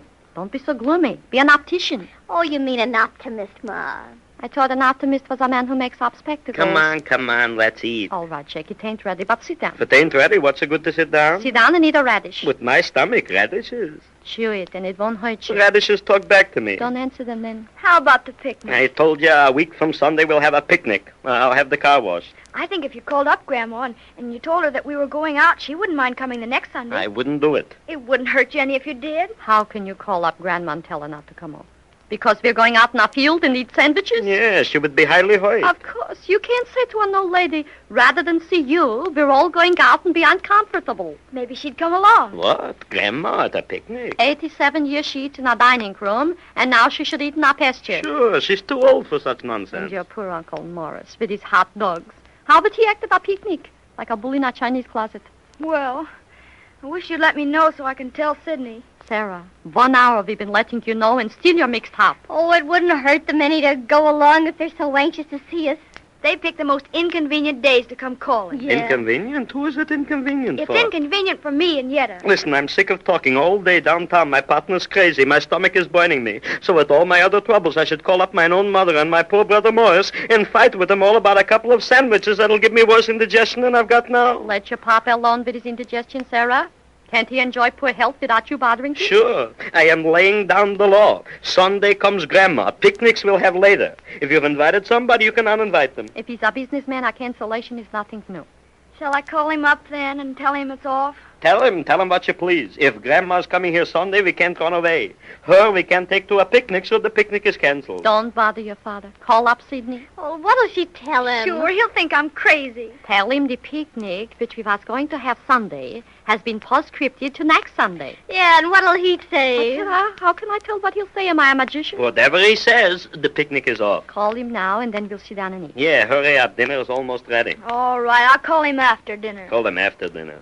Look, maybe we could still have the picnic. Mama, how could we have the picnic? Say, who could tell? Maybe Grandma would like a picnic. Becky, you're talking like a fool. 87 years and suddenly she becomes a picnicker? Listen, Jake, last week in the papers, a man 102 years old got married for the first time. Yeah, if he would see what goes on in this house, the aggravation that I've got, he would think 102 is still too young. What aggravation have you got? What aggravation between knee pants and picnics with Sidney Schiffbane thrown in? I've got enough aggravation to drive me Michigan. Yeah, all day long you eat veal with restaurant noodles. You expect to have a disposition like a canary and sing all day? Now, look, I'm not blaming you, Becky. I'm blaming Sarah. Don't blame Sarah. She's your own blood and skin. Sarah. Sarah. Aren't you glad you called off the picnic? Picnics you can go to all your life. Your poor grandma's an old lady. Give her a little pleasure. Also your Uncle Morris. One Sunday they want to come here. Ain't it nicer you should put off Sidney than to put off those two old people? Oh, I never looked at it that way. I didn't think they've got much fun coming over here. We just sit and talk. That's their kind of fun. What else have they got in life? Can Grandma go dancing with gigolos? Can Uncle Morris take out chorus girls? The little pleasure they got in life is to see you, too. Surely that much you can do for them.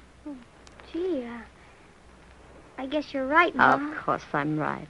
Look at it their way. How would they feel? All they got in the world is a little visit to see somebody they love. That's all. You're absolutely right, Ma. Oh, I'm sorry. I never thought of it. Same here. After all, we can have the picnic anytime. I knew mine two children. I knew if I explained to you what it would mean to push off your grandmother, you wouldn't even let me do it. Oh, I'm glad you explained it to her. Yeah. Should I answer it? No, you serve up the soup. I'll catch you. Maybe it's for me. If it's for you, I'll call you. Hello? How are you? Yeah, thank you. We're all right. I'm glad to hear it. You don't say. Oh, sure, it don't make no difference to us. Ha, call us up and let us know, eh? All right. Goodbye. Well, Mama, who was it? Uncle Morris. What did he want? He called up to tell us he and Grandma not coming here Sunday. Not coming? What's the matter? They can't come. They got a date. A date? Where are they going? They're going to our picnic.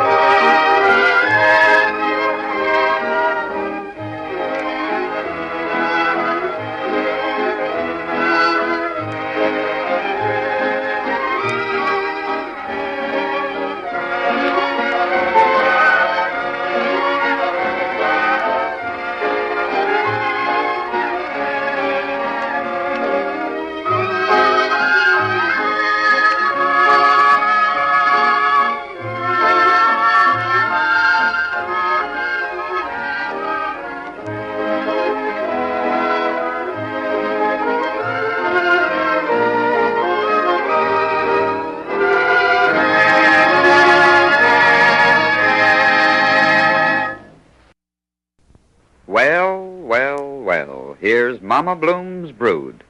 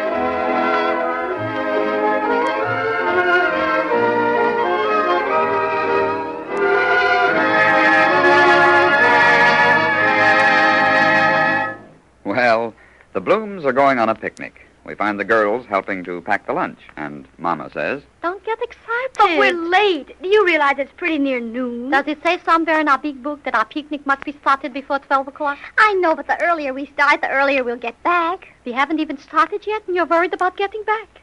I thought picnics was a pleasure. I know, but we want to get back before it's dark. In the first place, it don't get dark until 7 o'clock with this daylight safety time. Oh, but Ma... And in the second place, suppose we do have to come home in the dark. Ain't we got headlamps? How are we going to sit? I suppose Papa will want to drive. He always does. It's Papa's car. Oh, but Sidney's a much better driver. Pa can drive all right. I don't say he's a Bonnie Google, but he's all right. Oh, Pa's a terrible driver. Pa's good enough. He steers swell. He may make a little noise when he exchanges shifts, but he's a good enough driver for me. He drives too slow. It'll take him all day to get there. What's your hurry? This is our pleasure trip. When you go fast, what good is it? You can't even read the signboard. Which way are we going to go? We can go over the Foot Street Bridge. By that way's mountains. Yeah, a few. Then we go some other way. I don't like mountains. Oh, why not? If they're high, I don't like them. And if they're low, they ain't mountains. Oh, we better go the old way, up toward Newtown. That's a good way. If you let Sidney drive, it's not dangerous going up mountains. Papa's going to drive. Then you sit in front with Pa, and we'll put the baskets there, and we four will sit in the back. The baskets can't be in front. When Papa drives, he's got to have room for his elbows, just like when he eats. Oh, what are we going to do then? If Sidney and Arnold and Yetta sit in back, there won't be room for the baskets. I should say not. Unless we sit on the boys' laps. Nobody sits on anybody's lap. Well, I don't see what we're going to do then. If you and Pop would take the baskets in front, it'd be a sin. We can tie the baskets on the back, on the rack trunk. That'll look terrible. I should say so. Simply terrible. Are we going to a picnic, or are we going to have a picture taken? We're having too many rules for this picnic. A certain time we must start. A certain time we must come back. The baskets must go in a place nobody knows where. We haven't started yet, and already I'm having a bum time. Where's Pop? He went down to the office for a few minutes. Did he shave?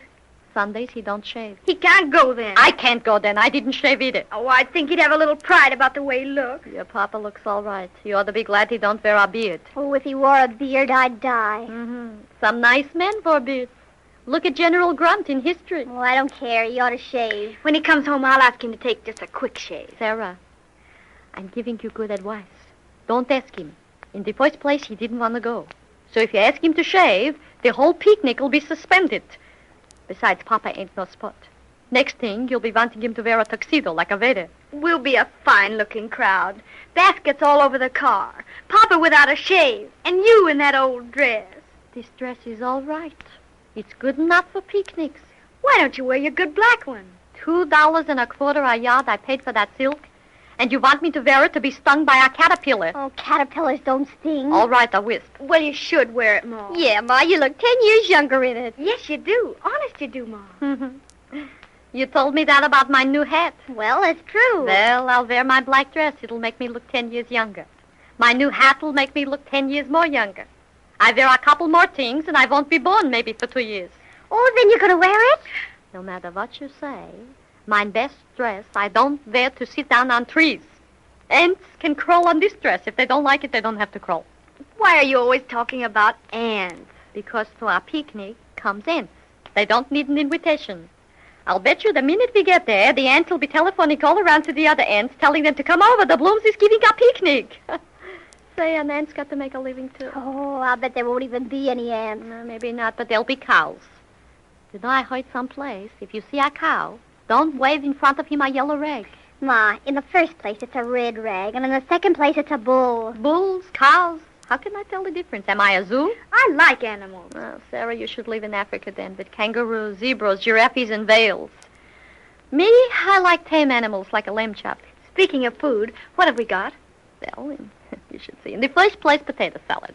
I made 2 big jars full. Oh, well, that's too much potato salad. At a picnic, you must eat big.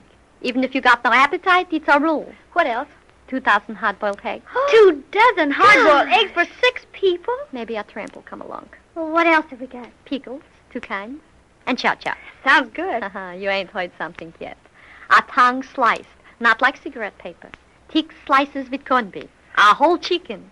A salami, the best. Has it got garlic in it? Who knows what's in a salami? Well, now, don't tell me you've got anything else. Yeah, sure, plenty. A liver sausage, some chocolate cake, a can of sardines, maybe 2. And a lemon cream pie. Now, how can you carry a lemon cream pie? The minute you wrap it up, it spoils. I'll carry it in my hand. You can't carry a lemon cream pie in your hand. Gosh, I never heard of so much food in all my life. You know something? I almost forgot the salt. But I'm taking it separate, so it shouldn't get in the chocolate cake. I've been to picnics before. Well, I'm certainly glad that's all. Then we're taking along some ginger ale, some iced tea, and a thermometer full from coffee. And paper plates, and paper cups, and knives, and forks, and spoons, and a tablecloth and napkins. You don't think I forgot anything? Well, I don't see how we're ever going to get it all in the car. Mm-hmm. A good idea would be if we had one of those little wagons that you tie onto our car. A tailor. I never heard anything like that in my whole life. No. Your mama don't give parties like Mrs. Rabinovitz. 8 ladies she had to a party last Tuesday, and she served 2 pieces of lettuce and an olive. Oh, you told us you had chicken salad. That's what she called it. I pushed mine around with a fork for 5 minutes, and not one piece of chicken did I meet. When I invite people to eat, if they don't feel uncomfortable afterwards, I know they had a bum dinner. Paul should be here now. Yeah. Well, there's your Sydney. Well, I told him 11:30. Why doesn't Pa show up? Pa'll be here in plenty time. Come on now, let's pack the baskets. Yetta, what you putting in there? The lemon pie. You got a head like a taxi. The lemon pie she puts on the bottom. I told you not to pack it. Give it to me. On the bottom, you put the potato salad. Taste it, it's good. Ma, give me some. All right, I'll give you some. Here, take something with it. A piece of salami. Yetta, give her a slice of bread. Salami you can't eat raw. Okay. And a pickle. It's good, Ma. I'll take a pickle, too. I know what you like. Here. Open up that other package. It's corned beef. Taste it. Don't you want something, Ma? Well, crack me a hard-boiled egg with a pinch salt. Okay. A slice of bread I'll have, too. Here. Oh, boy. This egg is good. Another, Ma? Here. Don't crack another one. Oh, I'm sorry. All right, it's cracked. I'll eat it. Yetta. Yeah? Take me out maybe 1 spoon potato salad. Okay. That's enough. Break off for me a piece of corned beef, not a whole slice. Sarah, give me another piece of bread. Well, we all ready? Oh, hello, How's Pa. this? Everybody's eating? Hello, Papa. Good. Give Papa a chicken leg. Yeah, I'll take the other leg. I'd like a leg, too, Ma. This is our chicken, not a centipede. This is good chicken. Well, haven't you got any potato salad? Give him potato salad. If you gotta get it, never mind. I'll do without the potato salad. Why should you do without potato salad? All right, Mama. I'll settle for a pickle. Give him 2 pickles. Here, Pa. Say, look, I've got an idea. Let's eat the lemon pie. We can't pack it anyhow. Mama, this chicken is the best you ever made. Chicken is always good, Jake. Text them up. All right. Never mind. Instead, I'll take... let me see, what do you got here? I'll take some of this lemon pie. Wait a minute. We're eating up the picnic. What's the difference? A picnic is a picnic no matter where you eat it. Oh, let's stop eating. My goodness, this is terrible. Yeah, come on, now let's pack The it all boys up will be here again. any minute and we want to start. Wait a minute. What you got there, Papa? You'll soon see. Here you are, Yetta.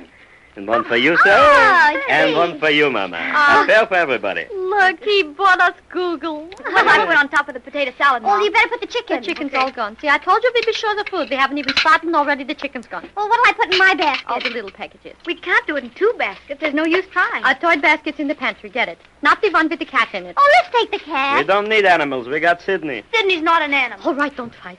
He's not an animal. He's a mineral. And don't call him a mineral either, Ma. As long as we get the baskets packed, he can be a vegetable. Uh-huh. I knew we forgot something. Vegetables. Yetta, look at the icebox. You'll find those sweet sour beans. Put them in the cracked soup plate and put them on top from the chocolate cake. No, not on the chocolate cake. You'll break up the icing. Put them on top from the liver sausage. Okay. 12 o'clock, you told me to be home. I break my neck to be home, and here we sit. Did you get gasoline? Gasoline I got.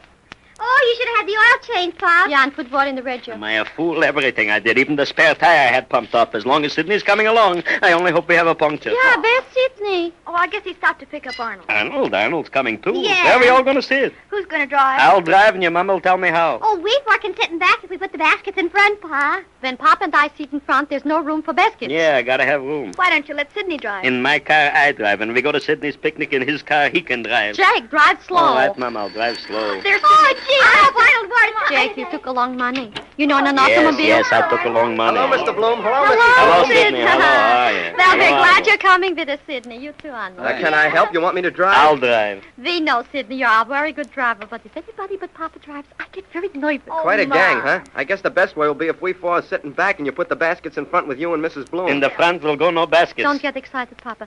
We'll tie the baskets on the back. Are we ready to start, or are we going to wait until you shave, Mr. Bloom? Papa's not shaving. Well, that's all right. Doesn't make any difference to me. Come on, Arnold. You take that basket, and I'll take these two. We'll stick them in the back someplace. Here's a piece string. Thanks. We'll work it out somehow. Oh, did you get gas, Mr. Bloom? I got gas, I got water, I got air, I got everything. Sydney, hurry up downstairs. Tie the baskets on the rack trunk and we'll start. Hurry up, darling. We'll go with you. Come on, Yetta. All right, That boy is poison to me. A picnic is enough trouble without him. Look, if you're ready, we'll start. Huh? Take your other hat, Jake. I'll wear this hat. In a automobile, you don't wear a doily. Do I tell you what to wear? Wear what you please. But, Jake, if we hit a bump, you'll break the hat. All right. Give me the other hat. Mama, What you want? why didn't you wear your other dress? This one's good enough. But mine best underwear I wore. An old dress, but your best underwear. Sure. In case we have an accident, I want to look nice in the hospital.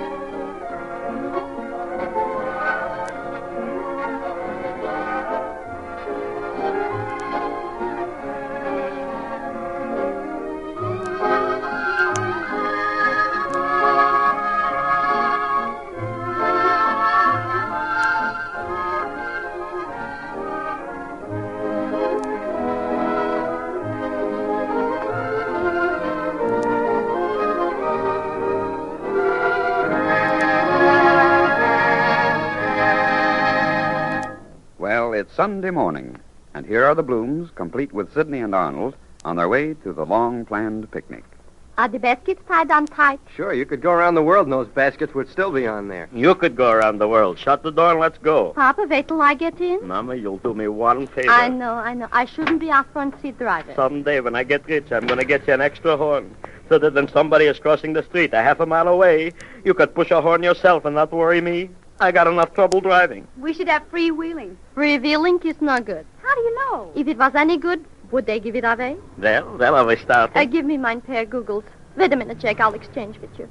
Give me the yellow ones. Green I don't like. Take the yellow ones. The main thing is to get in the car. We got to hurry. Why do we got to hurry? It's our picnic, not an excursion. It's coming up a rain. Oh, it won't rain today. I saw it in the paper. Well, maybe it won't rain in the paper, but I tell you here, it's going to rain. Now, how do you know, Pa? My corns bite me, and when my corns bite me, it comes a rain. But the weatherman says no. How can the weatherman tell if Papa's feet hurt? You don't understand, Mother. They work out the weather reports with maps and charts and things like that. Maps and charts, what do they know?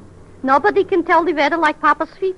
For 22 years, this corn has never made a mistake. Well, maybe this time it's wrong. My corn bites me, and when my corn bites me, it comes a rain. Are you ready, Mama? I'm ready. Are the baskets tied on tight? The baskets are all right.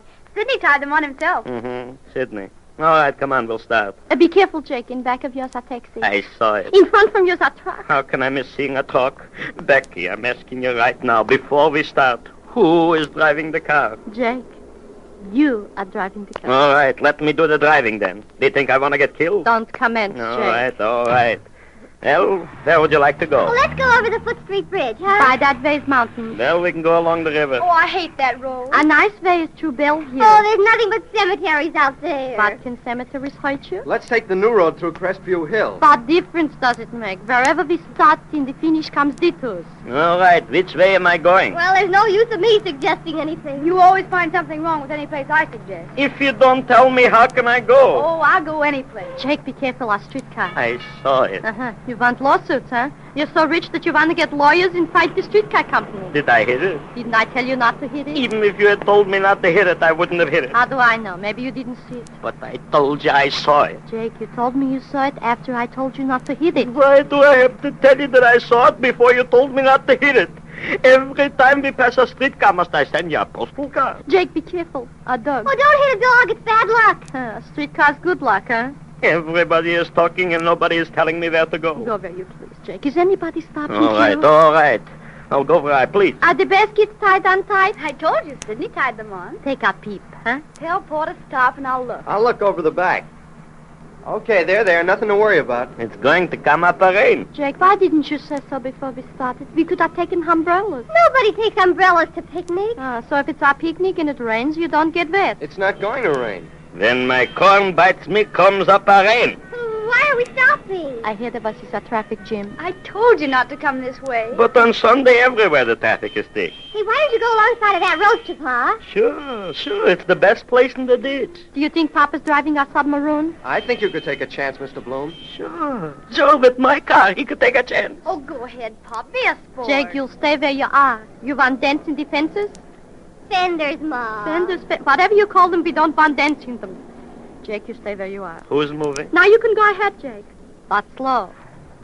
Why don't you turn off here, huh? Which way? I turned left. Oh, right, Pa. Jake, for goodness sakes, be careful. You almost hit that car. That guy's a crazy driver. He shouldn't be allowed on the road. He should have his license renewed. Go ahead, Pa. You can't stand here. Which way? Take the next road left. I think it's right. Right or left? Tell me. What we should have is our road mark. Make up your minds. Left or right? Right or left? Right. Why don't you go straight ahead? I'll turn left. I'm sick of this undecided. Jake, blow your horn. Put out your hand, Mama. I got to hold on my Google. All right. If nobody's got any hands left, then I'll turn right.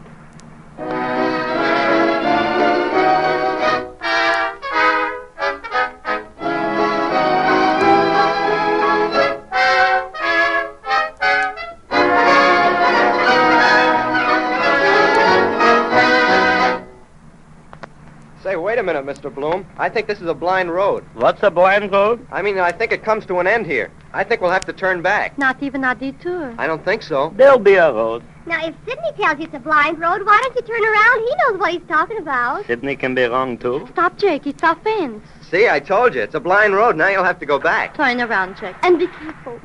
I don't want you should go in the ditch. How can I drive with all this talking? Who's talking? I haven't said a word since we left the house. Quiet, I sit here like a decent dummy.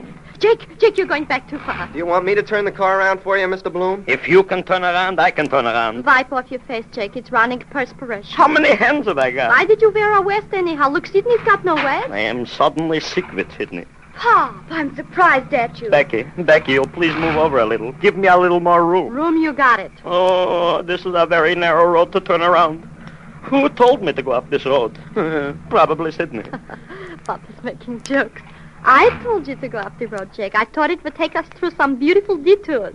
Well, where do I go now? Hey, go straight ahead, Pop. Here's a nice place. It's too close to the road, Mom. My corns are biting me. It's coming up a rain. Papa's right. Let's stop and eat. Here's a nice place. No. Sidney, you let Papa pick out the place, huh? Papa's very expert on picking. Mm-hmm. Well, here's a nice place. Here we stop. Yeah. Get the car off the road and we'll get out. Well, be careful, Pop. Yetta, you shut up. From your mama, I gotta take it, but from you, it's something else. All right, get out. Open the door for your mama. Okay. Jake, he's coming a man with a big dog. Well, let him come. Is it my pest? Listen, guy, you and that gang climb back in that washing machine and get that hack off my land before I turn this dog loose. Say, listen, are you talking to me? Yes, I'm talking to you. Beat it, make it snappy. I'll be back in 5 minutes, and if you're not gone, I'll throw you off. He's a nice fella. If I was 10 years younger, But you want to fight with the man. Yeah, I should give him a smash in the face. Since when are you a smasher? Don't smash so quick. Maybe he'll smash back. That was all I could do to hold my temper. For 2 cents, I'd have gone right up to Yeah, him. and for 1 cent, he'd have gone right up to you. Please don't fight with Sidney. Jake, here's a nice place. Let's stop here. We'll have a nice lunch, then maybe we'll play games, baseball, puss in the corner. Sally, you'll get me the basket, huh? Give me first the one with the tablecloths in the place. Do you want us to help? Sure, we'll help. Sally, take Sidney off someplace while I'm still feeling good. Sidney, you'll help me. Papa, you sit down quiet, huh? Soon we'll have a lovely lunch.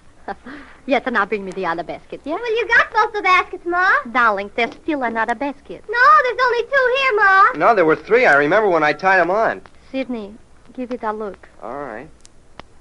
Say, she's right. There's only 2. One of them got lost. Here's the broken piece of string where it was tied on. Our basket is lost. It couldn't be. She says it couldn't be, and it is. How can our basket become lost? How could a basket not become lost when Sidney ties it on? Don't blame Sidney. All right. I'll blame the piece of string. Oh, it could happen to anybody. It could happen to anybody, but who does it happen to? I'll tell you, Sidney. Talking brings you no basket. Our basket is gone, so our basket is gone. Well, what was in the basket that fell off, huh? All the meats and the potato salad and the liver sausage and the salami. The salami is lost. Yeah. What have we got left then? We got pickles and cha-cha and chocolate cake and salt and pepper and 4 kinds of bread, mustard, and cupcakes. It's a fine picnic. All right, give me a cupcake with some mustard on it. Gee, folks, I'm sorry. Then it's all right. As long as you're sorry, we don't need the meat. But could you be a little extra sorry so we don't need the potato salad, too? Sidney. Yeah? You and Han'll take Sally and Yetta for a walk, huh? Papa and I want to talk. All right, Mrs. Bloom. I'm sorry the whole thing happened. That's all right, darling. Take a walk. All right, come on, girls. Gee, I'm awful sorry. Well, Mama, what did you want to say to me that you couldn't say while they were listening? Jake, sit down and wipe off your face. All right, so my face is wiped off. What do you want? Jake, be a little nice to Sidney. Sidney is an A number 1 schlemiel. No, he ain't. Sidney's a nice fella with a good mind. If he's got a good mind, I'm a college professor. Jake, don't be a fool. He's in love with our Sarah. Oh, so does that make him lose baskets? Yeah, that makes him lose baskets. Don't you understand, Jake? When he's with us, he's so anxious that everything be all right that he does everything all wrong. Oh, then I was in love with you. I didn't do everything all wrong. Jake, you forget what you did. No, not me. Must I tell you again about the time you come over to our house? No. Don't start with that, Mama. Don't start. It's the same with Sidney. He's trying so hard in front from Sarah. Just like you was trying so hard in front from me. And if it was good enough for you, why couldn't it be good enough for Sidney? A young man in love, Jake, has got to be a fool. If he ain't a fool, then he ain't in love. I guess you're right. I never would have thought of it. Sure you would have thought of it. Jake, you're a smart man. Yeah, you're right, Becky. I would have thought of it. Of course you would. You're no fool. All right. Well, what do you want me to do? Look, darling, call him over here and make him welcome. Tell him it don't make no difference losing the basket. Offer him a cigar. But, Mama, I ain't got no cigar. Offer him anyhow. Maybe he'll say no. All right. You call him. And you'll do it nice, Papa, please. As long as I'm going to do it, I'll do it nice. Yeah.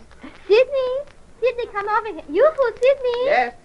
Mrs. Bloom, I found the basket. Yes, it must have fallen off just as we came into the field. I certainly feel better now. Gee, I felt like an awful fool when I saw that basket was gone. That's all right when a man who is in love... Papa, big fire. Yes, Mama. Sidney, will you have a cigar? No, thanks. I don't use them. You see, Papa, I told you. Sit down, everybody. We'll have a nice picnic. Oh, I felt something on my head. Is it raining? Well, let's eat quick. It's coming up a big I cloud. felt a drop, too. I just felt it myself. Come on, hurry up. Pick up everything. Put him back in the basket. Oh, maybe the shower will pass over. Can we sit here like fishes? Come on, hurry up. Oh, that's a shame. Just when everybody was having such a good time. Mine, child, that's how you'll find out how life is like. Never is anything perfect. When it's all right on this side, something's wrong on the other side. When it's all right over there, it don't fit here.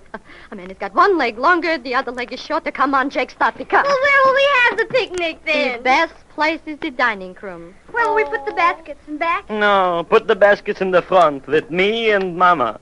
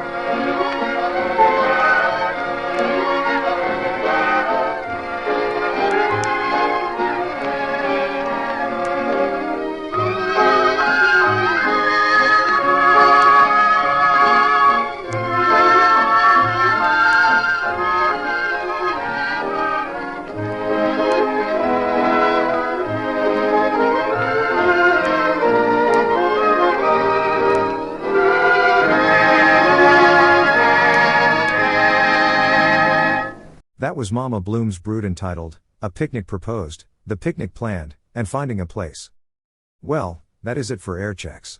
We will continue on with more of the Christmas theme for December as there is a lot of material. Airchecks is a 3-hour podcast uploaded every Saturday and Sunday. See you on the same time and same channel.